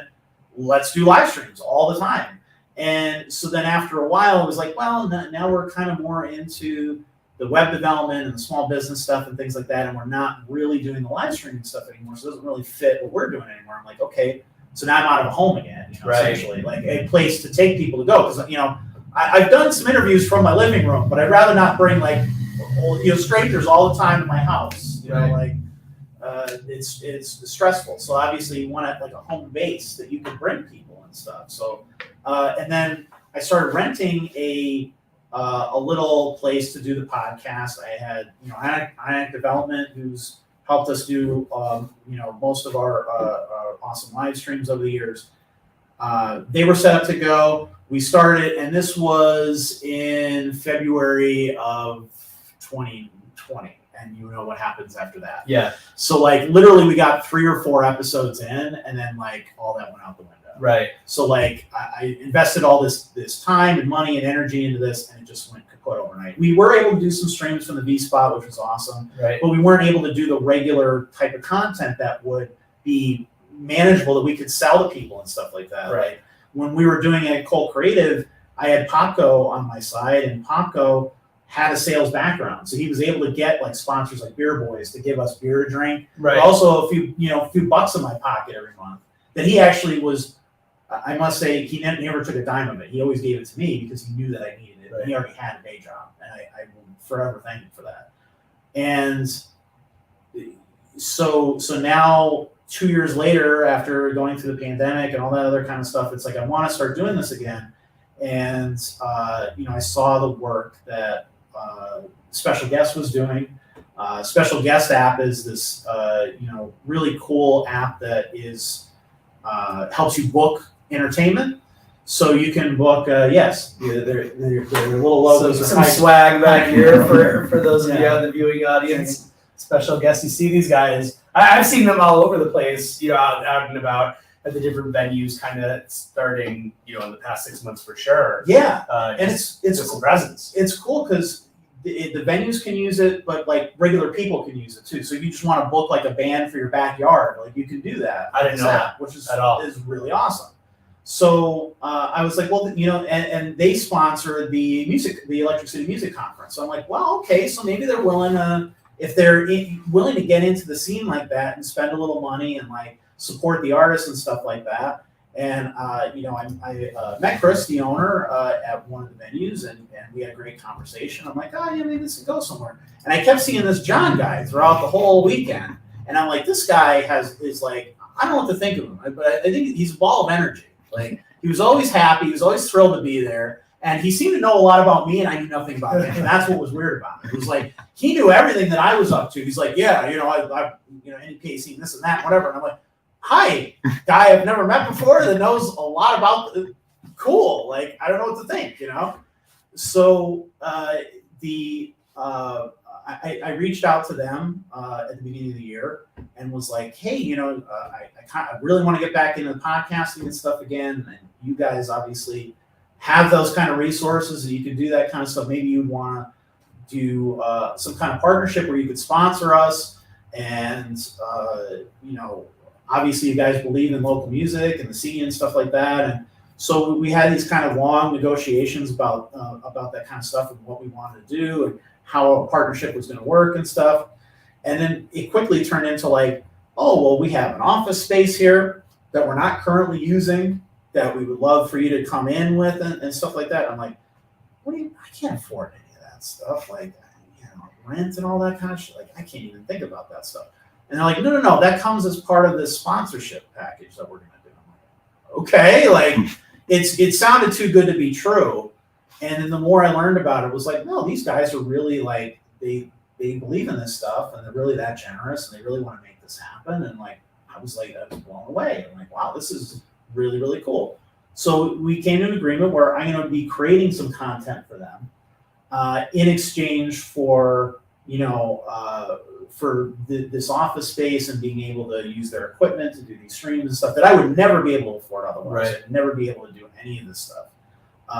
So I'm really thankful to them to be able to partner with them to be able to do this and have like an office that I could bring people like 9 to 5 and that sort of thing. And eventually I hope we'll be able to do kind of a little party here or something that people can come and like check it out for themselves and stuff. That'd be really one cool. night and stuff, maybe a little live music in here, something cool. Once we get all decorated, stuff, the walls are kind of bare at the moment, but we've like a million pictures to hang up and stuff like that. So we're getting there. For sure. So you got this new sponsor. That's really, really awesome. And I'm glad that there's definitely a home base, because that's probably really stressful. And, seeing it get taken away so quickly with the shutdown and everything and coming back to something that, you can kind of call your own and really develop and grow into has to be at least a little cathartic. Oh, yeah, for sure. For all of the, things that we've mentioned in the questions up to this, like what are some of the best ways to support you now, right? So you're in the space, you have a little bit, but it's definitely just a drop in the bucket and a start to what you want your mission to be and what you want to do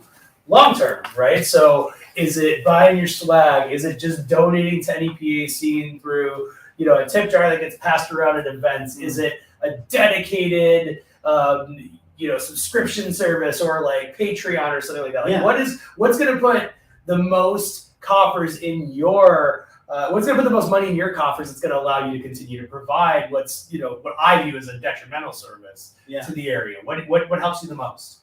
So one of the things that Special Guest is going to help us with is they're actually moving into like talent management and stuff soon. So they're going to be like working with local bands and touring bands and things like that, and getting them shows. Some of the stuff that they haven't made it all public yet, so I'm not gonna dive into that. But one of the things that they're gonna do is they have this great kind of merch program that they're gonna help me with. So I'm gonna be able to create more merch where I don't have to it was coming to the point where it was like, I want to sell these great hoodies. People love them. They ask about them all the time. and I have to order them, on a like a 1-by-1 base. Like I have to take pre-orders in advance. Yeah. And then print them because I literally cannot afford. Like you clear out my bank account if I were just buy a box of these things. Right. So they're going to be able to help me do that, and then get the money afterwards. So like I can actually just buy a whole box of those things and not have to worry like, oh no, am I going to be able to sell all these? I'm going to have too much of one size, not enough of another, that sort of thing. So and be working with them on new designs too. So I guess buy the merch is a big thing, because that's probably where I make the most money in terms of like your everyday sort of thing. And if you want to donate, like we have Venmo and PayPal and all that kind of stuff. Come to the open mic on Tuesdays. Show that you still want that, because the open mic I do get paid to do, which is great. So the open mic is Tuesdays at the V Spot. Signups are 6:30 to 8 if you want to perform. You don't have to perform. You can just come and enjoy the show, and that runs up until like midnight or so. And tons of great acts come out. So if you want to, you could buy our merch there. You can donate to us, that sort of thing like that. That really helps. And the other big thing is maybe if you want to support us, you obviously the social media, share, all that kind of stuff. That's all great. But if you maybe know a local business that would be interested in partnering with us, I've been trying to get a beverage sponsor. I was gonna say, I heard you mention the beer sponsor before. Is there anybody? There's a lot of local. There's so many local breweries, and I think there's this. I think a lot of these guys just want they want word of mouth to take care of their business for them, and that only takes you so far. I feel like Beer Boys.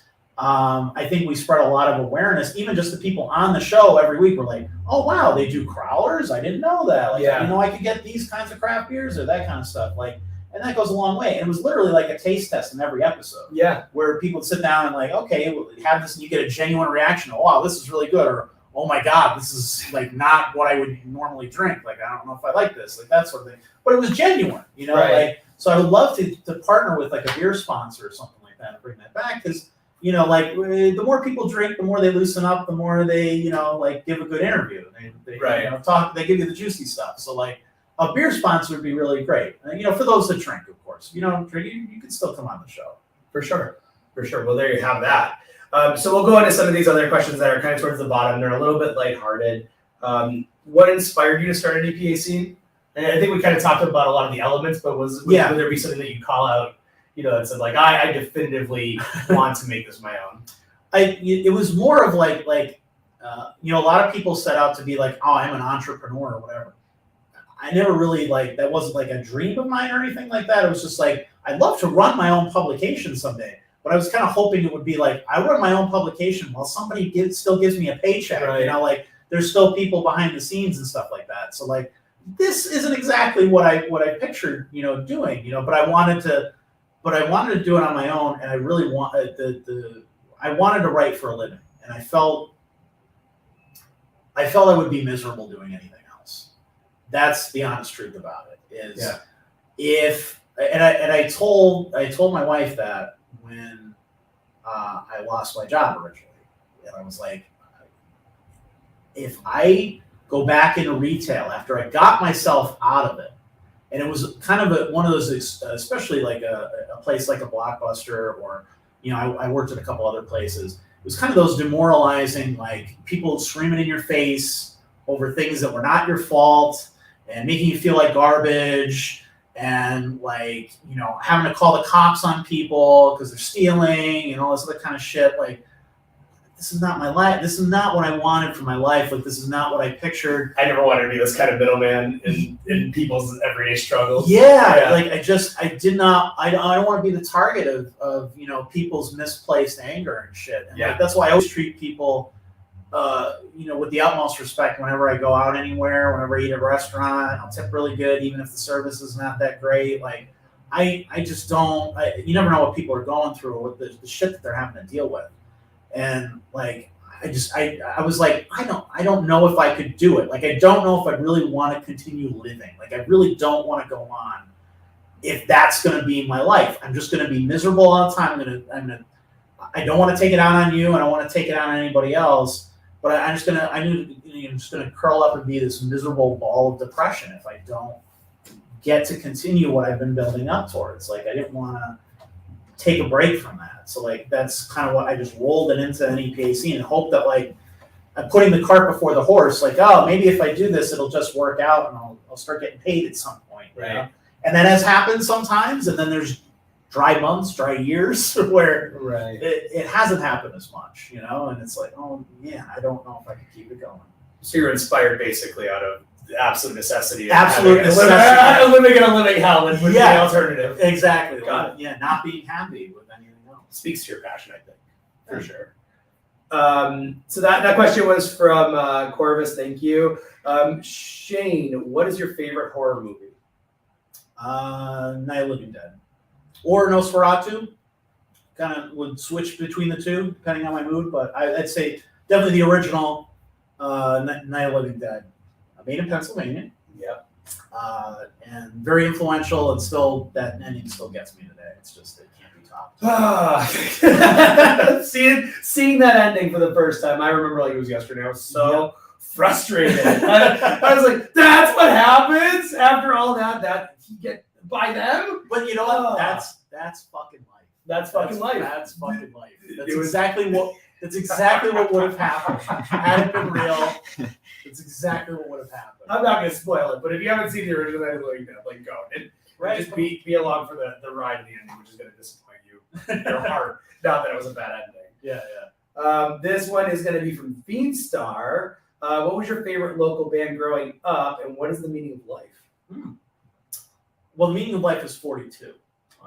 Douglas Adams already explained that, so yeah, it's been established. Yeah, get with the times. Go read his books if you don't get it. In terms of so, and I think my buddy Matt Mang, who was there around at that time, asked a similar question about like local bands and like where that kind of love got started.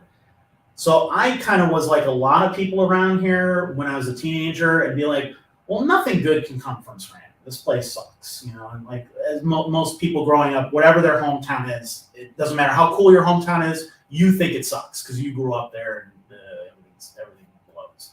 So like I would, whenever I had the opportunity to see a show, it was these bands like I was talking about earlier, driving down to Croc Rock in Allentown, which despite being a little shithole, like I saw so many good shows there. Tanks and Scranton, again, despite being a shithole, many good shows there. There was so many little cool places, but I was only focused on the national acts that I, was reading about in magazines and things like that, thinking like, oh, I'd love to interview these guys someday or write these types of articles. I loved those. I loved music magazines, especially like metal mags and punk mags and stuff.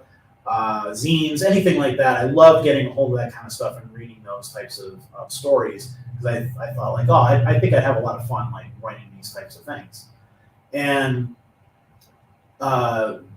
when it became more of a thing that I thought like I was going to be able to write more, I never thought like I really just didn't think about local bands. Like it never really occurred to me, oh yeah, there's probably guys around here doing some really cool stuff. But then when I was in college at Marywood, I ran into, I was a friend of a friend. I was hanging out with this girl at the dorms, and she introduced me to this guy, Ryan Placco, who had an electronic drum set in his dorm. Try to not make too much noise for everybody and stuff. So he has headphones on, he's going to town. I'm like, oh, this guy is pretty good. Like he's I can't hear it, but it looks like he really knows he's doing the thing. It looks like he knows what he's doing here. So I was like, yo, are you in a band or something? And he's like, oh yeah, like we actually haven't done our first show yet, but it's coming up. And it was like one of those goofy battle of bands sort of things that they do in like a ballroom all the time. And like I'm like, okay, yeah, that's cool. I want to check out your band. That sounds neat. So then maybe a week or two later, and I'm not a party guy. I didn't get invited to parties. I didn't go to parties. Like I've been a dork my whole life. Like, and that wasn't really, even if I was, I wouldn't have gone. Like that was not my scene. I was not a partying guy. I was not a big drinker, that sort of thing. Even now, it's like I have, like two, and I'm like, I'm good. I don't get crazy. So, but the same group of people were like, oh yeah, there's a party down the street, and I was like, yeah, I'll go because of the people that I knew were going to be there. Right. And I showed up, and there's this guy walking around, and he's completely nude, like just not wearing one lick of clothing at all. And he's talking to people and carrying on a conversation as if he's fully clothed and is like the best dressed guy in the room. And I'm like, the confidence on this guy, the balls, literally. The balls. On and this I can guy, see them because they're right there. fucking there in the middle of the room, and he doesn't care who sees him, and he's just walking around or whatever. And so at one point, the subject of Tool came up, and I was a big Tool fan. My cousin was there, and he was a big Tool fan. And so we started talking to this naked guy. We found out his name was Gavin. And we were going on and on about Tool and stuff like that. And he's like, yeah, they're kind of one of many influences and stuff, and this new thing that I'm doing. I'm like, oh, you're in this band? Turns out it's the same band. It's Felix Sarko. The full name of the band is Felix Sarko's Polar Power Manifesto Magnet Supernova. And yes, I did that off the top of my head. I didn't have to read that. I guess I'll show you these. I would have had to read it. Yeah. I don't think I could say it now, even if I was to try to read it. Polar Power Manifesto Magnet Supernova. Polar Power Manifesto. So I brought this to hang up in my office over here. So I figured I'd bring it to actually show on camera and stuff. So these are some old posters of theirs. A lot of them were from Marywood or places around there. And some articles that I got to do when I was actually at Go Lackawanna. The band had basically broken up at that point, but they were doing this cool little independent film that kind of was like a rough, like starring the band, but not really. Like it was a version of the band, like a fictional version of the band. And so I wrote the story on that because of obviously my background of following them everywhere. So I saw them in all kinds of places, everywhere from shady corner bars to the Dome. I'm sure the Dome will, there would be a few people. Ring some bells. Yeah, that people will remember that.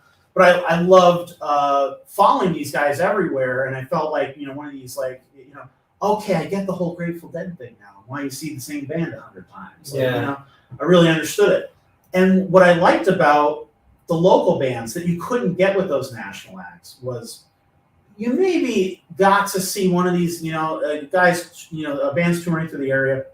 You wait long enough in the back, and maybe they're coming out of their tour bus, and you can get a quick handshake or picture. There wasn't social media like there is today in those days, so It wasn't like, oh yeah, you just grab a quick picture with them. If you did, it was like a crappy, cameras were not what they are now. Yeah, exactly. So there wasn't there wasn't the whole idea of meet and greet packages, which, it kind of takes a lot of the fun out of it. I get it. Like these bands have to find a way to make money. Mm-hmm. So I totally understand that part of it. But this was you were trying to, meet them quick or hang out with them after the show, maybe and have a drink with them, that sort of thing. With local bands, you could just do that all the time. It was like, wow, why isn't everyone else doing this? Yeah. Why doesn't anybody appreciate these really cool local bands that are creating this amazing music that I think is on the par with any of these touring acts that I've seen? The performances are amazing. And, they were doing this weird psychedelic funk rock sort of stuff. And their first album was very different from their second album. They just kind of experimented and did all these different things. And there was bands like the Raining Toads, which Matt Mang was in, Alien Red. They always play together all the time. So that introduced me to more local bands and stuff. And I was then there was for the punk side, there was Lugosi's Morphine. Those guys were so cool. Seeing those types of acts, it was wow, this completely changes my perspective of the area. There is cool shit to do. You don't have to wait for something to come here. There's already cool, creative people doing something here in Scranton that I should have been paying attention to this whole time. And imagine if I missed that. Imagine if I didn't go to that party, or if I didn't meet, Ryan that one day. I would have been like, Felix who? Whatever. And just walked away like every other cynical asshole. Right. But you really have to like sit down and give things a chance. And that whole local band label, like it just needs to go away as a bad thing. Yeah, because is anything the local anymore with the internet? Realistically, like somebody you could have a live performance tonight in your basement and the right person sees it, or you could orchestrate a little bit of a song that goes with a TikTok video and it goes uber viral and suddenly you're a multimillionaire. Like that's there is no such thing as local anymore because the lid is blown off of what we used to consider as being the way to get the content, right? It used to be to go to a local venue. Well, now there's thousands of ways to get what you want. And I wish, you know, like I wish more people would realize that like you can, the relationship that you want with that big national act that you're never going to get, or if you maybe pay $500 to $1,000, you might get a meet and greet where you get pushed in, okay, take a picture, great, pushed out the door, on to the next thing. Instead of doing that, instead of spending that kind of money, especially with ticket prices going up more and more, and the fees that they add to those tickets more and more and stuff, these guys are still playing for $5 or $10, which the bands were playing 20 fucking years ago for $5 at the door. Now their bands are still being paid $5 at the door. That's fucking ridiculous, by the way. Like, and depending on the anybody venue, who shits on that, anybody who shits on like $10 or more, you're a fucking dick. Yeah. Like it's so expensive to keep these venues open and to get these artists paid something, you know, that they deserve. So like I would love to see more people go to those shows and realize like, oh wow, yeah, these people are awesome, and I can hang out with them and have a drink with them. Literally, like I don't have to pay to do for the privilege of doing that. Like you can have a relationship with these guys, and I feel like I have had that privilege to do that over the years with a lot of bands, and like that's brought me a lot of joy. Yeah, if you see somebody in your favorite band and they just rocked a show that you really enjoyed, you get to do a show with them. It's a different experience together. Exactly. Whether you bought it or they bought it, and a lot of times like they're happy to buy you a drink, like which is even more crazy because you know what their struggle is, right? Yeah, exactly. So we have the what is the meaning of life question. We're bringing it in with a couple more. What is love? You're married. Baby, don't hurt me. You don't hurt me. No more. Well, you know, love is dedication, I would say, and it's putting up with each other's shit all the time, like that. And I say that on my end, like my shit, right? Like it's like a blind support of like whatever your significant other pitches to you. Like I want to do something crazy, or I want to change my career, or I want to launch a publication, like that kind of shit, and saying, yeah, okay, I mean, I support you. You know, I'll help you make it work. You know, like that's love for sure. And Beagles are love. Me and Tanya have 2 Beagles, Wheel and Gracie, and they're the best. So you know, like definitely, the love of a dog is something you can never replicate. Completely agree. Especially when you're not having children. Like we're staunchly not having children. We're just those people who are like, yeah, no, not for us. Dog folks. Exactly. My wife loves being an auntie, and she loves, you know, visiting the other people's kids. Little humans. Yeah, that's great. She can do that. I stay home. I'm like, well, you go do that. I'm fine. But yeah, I'm not a kid person. And it's funny because I get along with them fine. It's just that I don't want to deal with their shit. I deal with enough adults act like children. Right. Yeah. to have to deal with the ones that like don't have the limiter yet. Right. Because the ones that do have the limiter is broken sometimes. Right. If I'm lying. How did the open mic at the V Spot get started? I know at one point it was more kind of like a talent contest vibe, right? And now it's more like a traditional open mic that's all inclusive and open. Yeah. How'd that kind of come to be? So I knew a guy who was doing programming for the Woodlands, and this was right when the site started. Like we were maybe a month old at this point. So we were starting to build a following. Like literally in that first month, we hit like 2,000 likes on Facebook, like right away. So I saw that there was a need for this, that people wanted it. And so I knew how to do making the digital content part of it, but I'm like, we should be meeting people in real life too. Like there should be an actual physical element to it too. So his idea was like, well, they want to do like a kind of an open mic sort of thing. And he had an idea of like, they're willing to invest $50 a week. So the $50 a week, instead of going to me, was going to the artists. Right. So each week they would do a vote, essentially. If you come to this open mic, and you performed, you could vote for people at the end. So at the end of the night, say there was 15, 20 acts or whatever that performed, you could write down who your favorite top two acts were. So you couldn't just vote for yourself or vote for your friend. You had to vote for somebody else too. And we count up the votes at the end of the night. Whoever won the audience vote got the $50 cash. And so it was like kind of a little gimmick to get people to come out and perform. And in retrospect, I'm not sure if we totally needed that gimmick, because it seemed like we were just getting more people who were interested in performing, getting the stage time. And a lot of them were comedians. And I'm like, I was kind of kicking myself, because we did do interviews with comedians when I was at the Weekender, but there wasn't really a ton of focus on that. I had done a few, my staff writer had done a few, but I don't think there was a lot of focus on that. I didn't realize how many local comedians there were, and there were quite a few, and a lot of them were really good. Really good. And I'm like, oh man, like I missed out on a whole part of the scene. And I know if I am, and I'm trying to pay attention to it, the people who are just passing by definitely are missing it. So we became really good friends with those comedians and tried to really push them and get them out there more. And so then we after 12 weeks of 12 or 13 weeks, we had the guy at the Woodlands had the idea of like, and I'm not naming him because he ended up turning out to be a very shady person later on, so he doesn't deserve the credit, unfortunately. And that's outside of this whole thing, like just as a person, not a good guy. He put together a showcase show. So it was the NEPA Scene, like spring showcase, or whatever, and all the winners from all those weeks performed in this showcase at the Woodlands. So they're all local artists. So there's not named talent.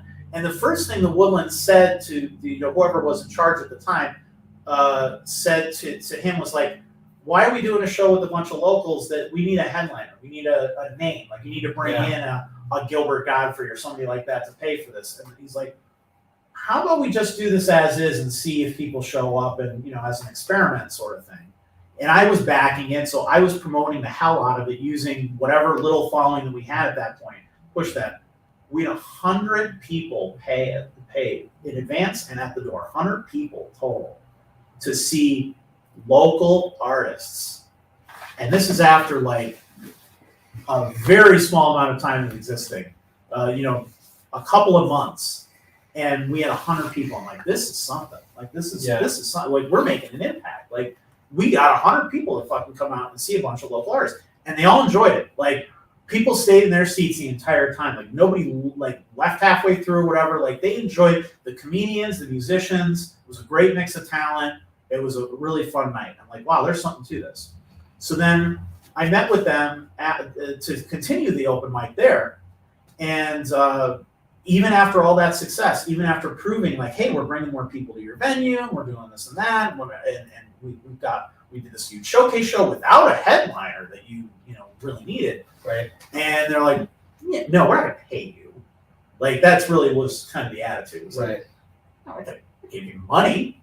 You're only bringing in people who are spending money that normally never would have been here otherwise. Like, no. I was like, oh, okay. Well, I guess this relationship is soured pretty fast. Right. But the owner of Thirsty's Bar and Grill in Oliphant, which Thomas Tell. Yeah, Tommy Tell. He actually, I don't know how he found us. I'm assuming he found us through social media because I'd never met him before. Mm-hmm. And he's like, hey, I like what you're doing there. What would it take to bring it here? I said, pay me, motherfucker. Like, wow, like not much, but just pay me enough to like keep this thing going. He's like, yeah, okay. So he paid me to bring it over there, and we ramped up the contest part of it, where it was like, well, now instead of doing, we keep doing the vote every week, but now we will do a grand prize. We'll do a showcase show like we did, except we're going to offer we'll have a panel of judges. Mm-hmm. We'll decide like a grand prize, and then we'll give away like $500 and like a vacation or like something like that, cool stuff. So we gave away a whole bunch of stuff. We did it several seasons of that were very successful. Yeah. That would bring every showcase brought in over 100 people to this little bar and packed the place to see local talent. And we got to give away all this money, and it was awesome. And so then Thirsties, it seemed like they me and Tommy just and I won't speak ill of them because we did some really great work together. But we were just kind of starting to butt heads on the direction of the thing and how we wanted it to continue. And it was like, and I hate to say that creative differences sort of thing, but that's really what it was. It was just like, he wanted to do it a certain way. I was kind of staunchly, I want to do it this way. And so at that point, I got a call from Vinny. And it was like, Vinny, who is the owner of the V Spot, was like, what would it take for you to bring it here? I'm like, hey, motherfucker. No, I actually was like, I actually wouldn't take much because right now, me and Tommy, and they go back a lot of time. Like they're good friends. They're good friends. They grew up together, that sort of thing. So I'm like, I don't want to put this in between you guys, but like, I do really want to move to the V Spot because I think the other thing was we brought as many people as we could to a little corner bar in Elephant. Right. Now I think we need to change it up. Go to Scranton where there's more people. There's people within walking distance. It'll be a little more accessible. Yeah, it's a little more accessible. It's a little more of the crowd that we were kind of looking for. Right. I'm already based in Scranton. I'd rather not have to drive to Elephant. Like there was just a number of factors that fell into it. But also like the V Spot was like a cool bar. To me, it was like, oh wow, they really support local music.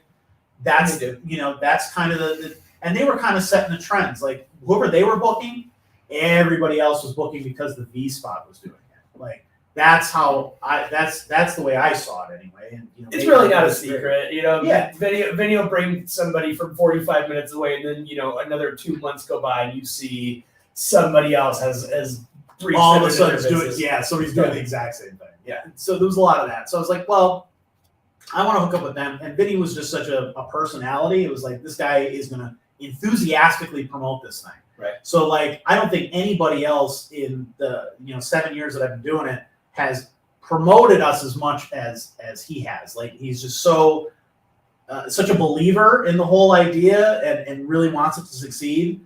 So he helped me continue to do those sponsors with help of Steve Eshelman at LT Verastro, who is still with us, and I greatly appreciate Verastro's support of that whole thing.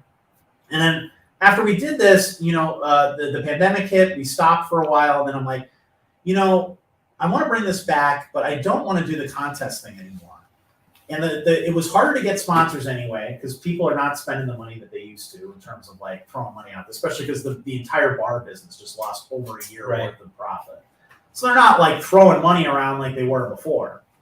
So it was like, well, it's going to be more difficult to get the sponsors. I think people just want to come out. They want the stage time.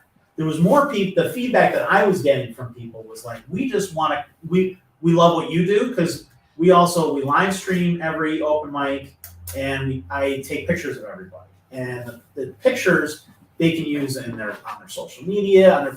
You wouldn't believe how many artists only have like some crappy cell phone pictures that their friend took from the crowd 2 years ago. Yeah. And they're still using them to promote themselves years later. They don't even have the same haircut anymore. Right. And it's like, this is not going to get people to shows. I'm sorry. Like people are not going to see that and get excited.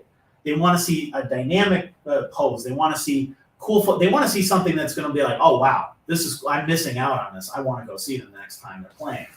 And so I don't think my photography is amazing or anything like that, but I know it was way ahead of what, a lot of these guys had the resources to do.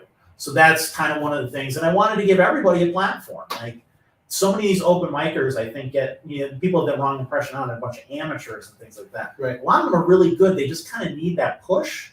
They need that little bit of extra encouragement to get to that, to say, all right, yeah, I'm going to go start booking shows. I'm going to push this harder. I'm going to concentrate less on my shitty day job that I can't stand and a little more on practicing and getting better and putting on good shows and stuff like that. And we've been a launching pad for a lot of really cool bands in the area and artists that maybe wouldn't have had that extra push otherwise. Well, performing at an open mic is simply practice if you don't have a place to practice, right? Right. And like just to get the jitters of being out in front of a camera or in front of a group or in front of a loud and laughing like somebody like me who loves to see it, right? Because I'll just as quick go to a football practice and enjoy that for the same kind of reasons, because you are kind of seeing the thing happening in the making, and you don't go to things like open mics or don't go to those, 2 of performances, like 2 of lightweight, 2 of nowhere slow, 2 of whatever band in the area. Yeah. You're missing out on so much because there is some great talent, and it could be alongside with your Thursday night, right? Yeah. And I think it's all been very important. The best question I think we can end on is we're over an hour over the 2-hour time we had pushed into, which I think has been really informative about you and the things that you want to accomplish and the things that you're going to accomplish as you continue to move on, right? What if the gun was to your head, you're at a Sunday night karaoke at the V Spot, what is the song that you're going to sing, and I'll sign you up for Sunday? All right. Well, I do not like karaoke, so I'll say that off the bat. So it would have to be a gun to my head to make me, sing, especially because I haven't sang publicly since I was Henry Higgins in My Fair Lady in high school. I was there. Yeah, you were there. You were there for that. Many of you, I'm sure, were not. You're probably very thankful for that. Yeah. And you don't want to see my Mr. Bumble. My fake British accent, and, my kind of Rex sort of singing ability, where it's like I'll just talk and sing this way because it means I don't really have to sing and that kind of stuff. But it would probably be Flagpole Sitta from Harvey Danger. They're one hit that people would recognize. The only people that would recognize it. I would do that because but I would use the stage time to be like, go check out their other stuff. They put out so many better songs than this, but it's a good song nonetheless. So right, that's what. Was there any comments or anything you wanted to do, or we have a bunch in here. We have so many. Too many? Like I'll hit you with a couple of the most recent. Right. Nate Williams asked, "Who has been your most requested guest?" Most requested guest? It's not so much requested as like I just get a lot of submissions. I get a lot of people in email, private messages, any way that people could find. People who call me on my phone that I never gave them my phone number, and I don't know how they got it. And I really wish they didn't have my phone number now. I'm like, please don't do that. I get tons of requests, and I don't mean to be disrespectful to anybody. I'm sure there's some people out there who would probably feel disrespected, like, oh, he didn't get back to me on this or that or whatever. It's like, you don't know how many submissions I get all the time. I will get to you. It is all mentally noted for sure that I know you want to be on the show, but I'm also very big on the right opportunity at the right time. Everybody just kind of goes, I want to be on, and then they get on there and they're like, well, what do you have to promote? Well, I put out an album 3 years ago. Well, okay, that was 3 years ago. I want to, when you have something new to promote, you have a big show coming up, something like that. That's kind of when I want to have somebody on. So then the viewer could take that to the next level. They're like, I like this guy, I like this girl, I want to hear more about, I want to see them in person, where do I go? All right, well, here's a show coming up, here's a CD you could buy, all that kind of stuff. That's kind of how I look at it. ALS, any upcoming events, and are you excited to be a judge on the Big Break Contest Season 3? Oh, I think I know that might Plug. Yeah. As shows coming up, there's a cool which we will have more content about soon. There's Rock in the River coming up that they just announced today. I didn't get to post anything about it because I was preparing for this sort of thing. There's a cool Lackawanna Give Back Festival that's next month that we'll have some more content on coming up soon. That's at kind of the pavilion, and there's going to be local bands playing there and tons of local businesses selling their wares and stuff like that. May 15th or 16th. I know exactly what you're talking about. Yes. 14th? Is it 14th? It might be. It's 14th, that weekend. It's the second weekend of May. I know Melissa Cranky's playing in it, and there's Yes. a bunch of other local. Yeah. Yeah. So that looks like a lot of fun. And yeah, I'm really looking forward to the Big Break because I've never done the judge thing. Whenever we've done the the NEPA Scene open mic talent contest. Whenever we've done that part of it, which we're not doing anymore, because I don't envy anybody who has to put contests together, battle of bands, or any of that kind of stuff. So Ale, you're a brave man. You're braver than I, because I really want to get away from that kind of stuff. Because there's a lot of drama, and people take things the wrong way, and people think this person should win, that person should win, whatever. I don't want to get into that. But I'm cool to be like the guy who has to fill in the little thing. And then I run away really fast so that I don't get blamed for if you did win or, whatever. But yeah, it'll be cool to be on that side of the table and get to be a judge. I've never really kind of done that sort of thing before. People usually don't ask me that kind of stuff. So I was very, I felt very honored to be asked. This question's from Bobby. Do you remember playing a show with Bobby Keller in Manuka? You played guitar. This was about 12 to 20 years ago. No. Next question. I remember. So we played in a makeshift band. It was me, my buddy Joel Stevenson. Oh, this was fucking real? Oh, this is a real. Yes, I know it's hard to tell because it's Bobby Keller. So Bobby Keller, who you might know from the NEPA Horror Film Festival, and Christ Chopper is his latest band. We've known each other since high school, and he has been causing chaos since high school. Ever since. Yeah, exactly. I've always known him to be chaos. We actually were in a weird little traveling play together before this sort of thing, and it was like a play by local playwrights, and we went to schools, and it was like one of those sort of things where you had to, it was like a lesson sort of thing. It was like little scenes where you should find constructive ways to control your anger and not just beat kids up and stuff like that, like that sort of thing. But it was better written than that. It wasn't like, it was cheesy, but it wasn't like that cheesy. It wasn't like PSA cheesy. And we would go there, and Bobby would purposely screw up with the performances. He would say the wrong lines. He would improvise all kinds of weird shit. And we'd have to we were in stage in front of all these kids, and I'm like having to make shit up to keep the show going, or somebody else had to make a line up to keep it going. We all kind of learned from each other and that sort of thing. So, because Bobby was a year behind me. Right.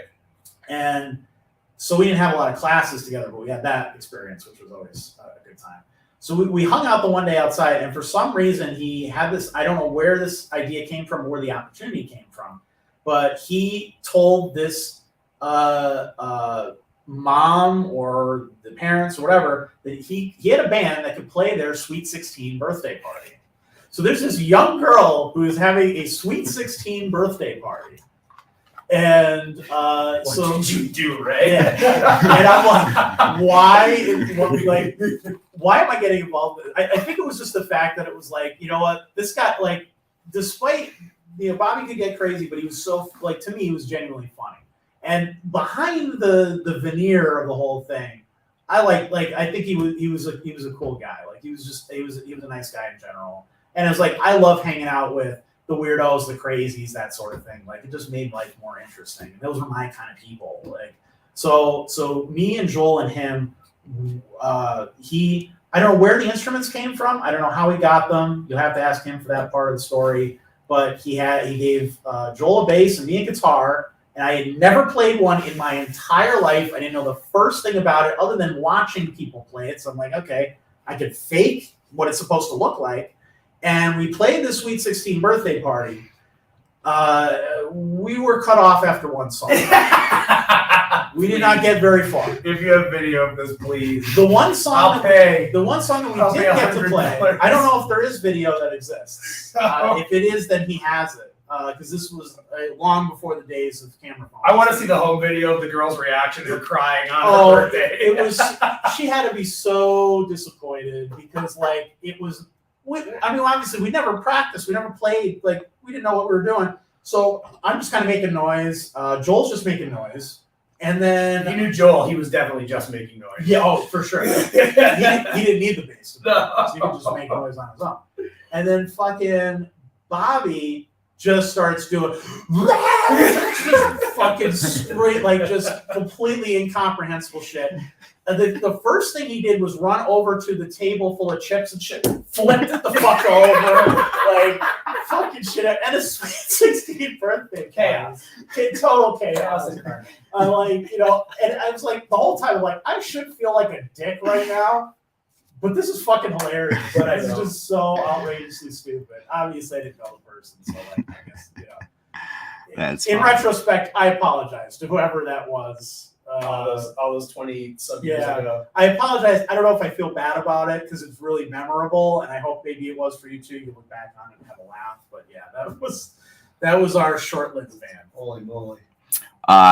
Couple real quick ones. Favorite Spider-Man and why? The movies. One of the questions in the from the Facebook was about the movie, so maybe It's favorite Spider-Man movie and why? Okay. So everybody says Spider-Man 2.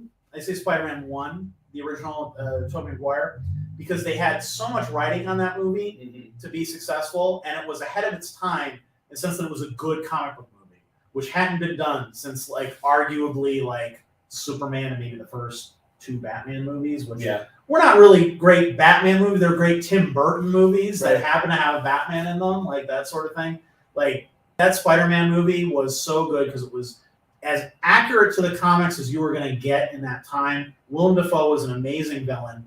The second one that everybody thinks is better, they say because, Alfred Molina puts on a great performance, Dr. Octopus is a great villain, but it's the same gimmick twice. Yeah. And like in the comics, he's a bad guy because he's just an egomaniac bad guy. Like he's just an asshole. In this, they had to kind of make an excuse to make him a little more sympathetic by like, the thing short circuits his brain and then it controls him and his tentacles are controlling him and stuff. And like, I'd rather him just be a bad guy to be a bad guy. Like, what happened to that? Why? And that kind of started a trend that went on for years and years that still lasts to this day, where the villain always has to be somewhat sympathetic. And I agree with it to an extent, but I think there's just so many bad people in the world. There's guys like fucking Putin that just exist. They're just bad people who do horrible things because they're just bad people. Like, can we just have a villain that's just a bad guy? Like, no sympathy for him, anything like that? Like a Red Skull who's just a fucking Nazi.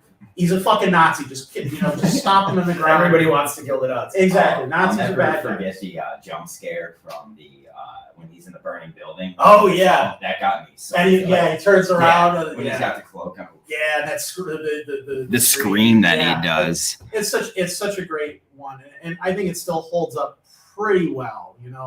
Even effects wise, for the most part. There's some stuff that's a little dated. Last 2 questions. First one, is Elon going to buy out NEPA Scene? Pay me. His answer's pay me. Yes. Yeah, he is welcome to make an offer.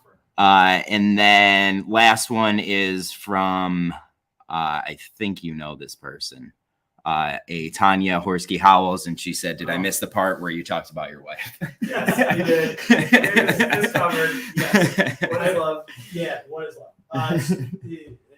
Tanya's been so we've been married 7 years now, living together for a few years longer.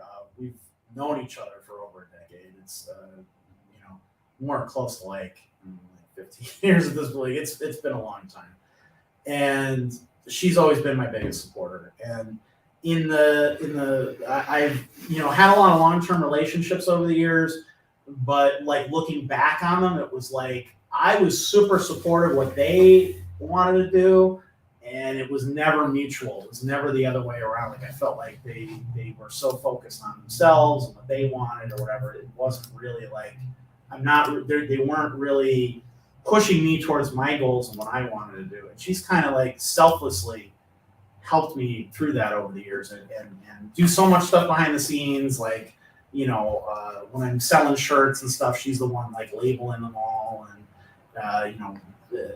wrapping them up nice and mailing stuff out when these get mailed out and putting up with hey honey, another Friday or Saturday that we should be hanging out. I'm going to go see this show. I'm going to do this or that or whatever. It's it hasn't been easy. So I really could not have done it without her. It's the whole, I know it's cliche to say behind every man there's a greater. It's absolutely true in my case. Way greater than me. I hope, I try to support everything that she does too, and I hope that maybe there's something someday that like is just as big that I can, give that back, because I feel like, what I owe you is beyond evaluation now.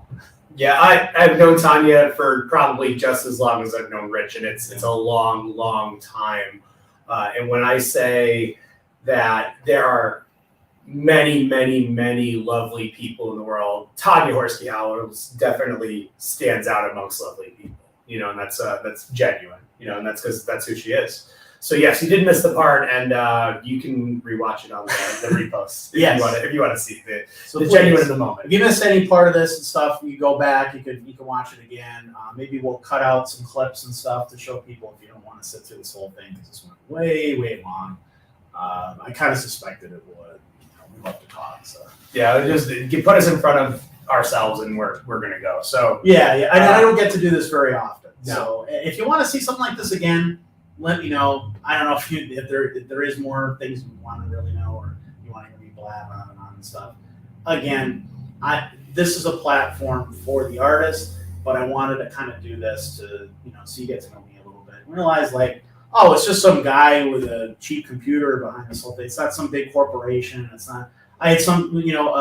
I try to police our comments a little bit to the extent of I try to keep things positive. If people are shitting on a local artist, you get fucking deleted, you get banned. Fuck you. I don't not the time and place. There's plenty of places to talk, and I've had independent conversations outside of what I see unfold in some of those comments some of the time, because I'm watching. Yeah. It's if you have a gripe or a grievance or something that you feel like should be brought up on the post where Rich is bringing business to the venue and awareness to the artist and information to the area, it's not the time to make that claim and to start your fork and pitchfork on top of the soapbox. Have a conversation one-on-one beyond it if you think there's something that he needs to know, because he'll address it appropriately. And just like he said with the negative comments and the negative people, he's gonna kick those people off of the venue if they're not meant to be there and they're not a part of the cause. And it's not to say you can't disagree with me. No, of course not. Whatever, you can't have constructive criticism, but usually it's not. It's this person's a shithead, or this sucks, or whatever. And it's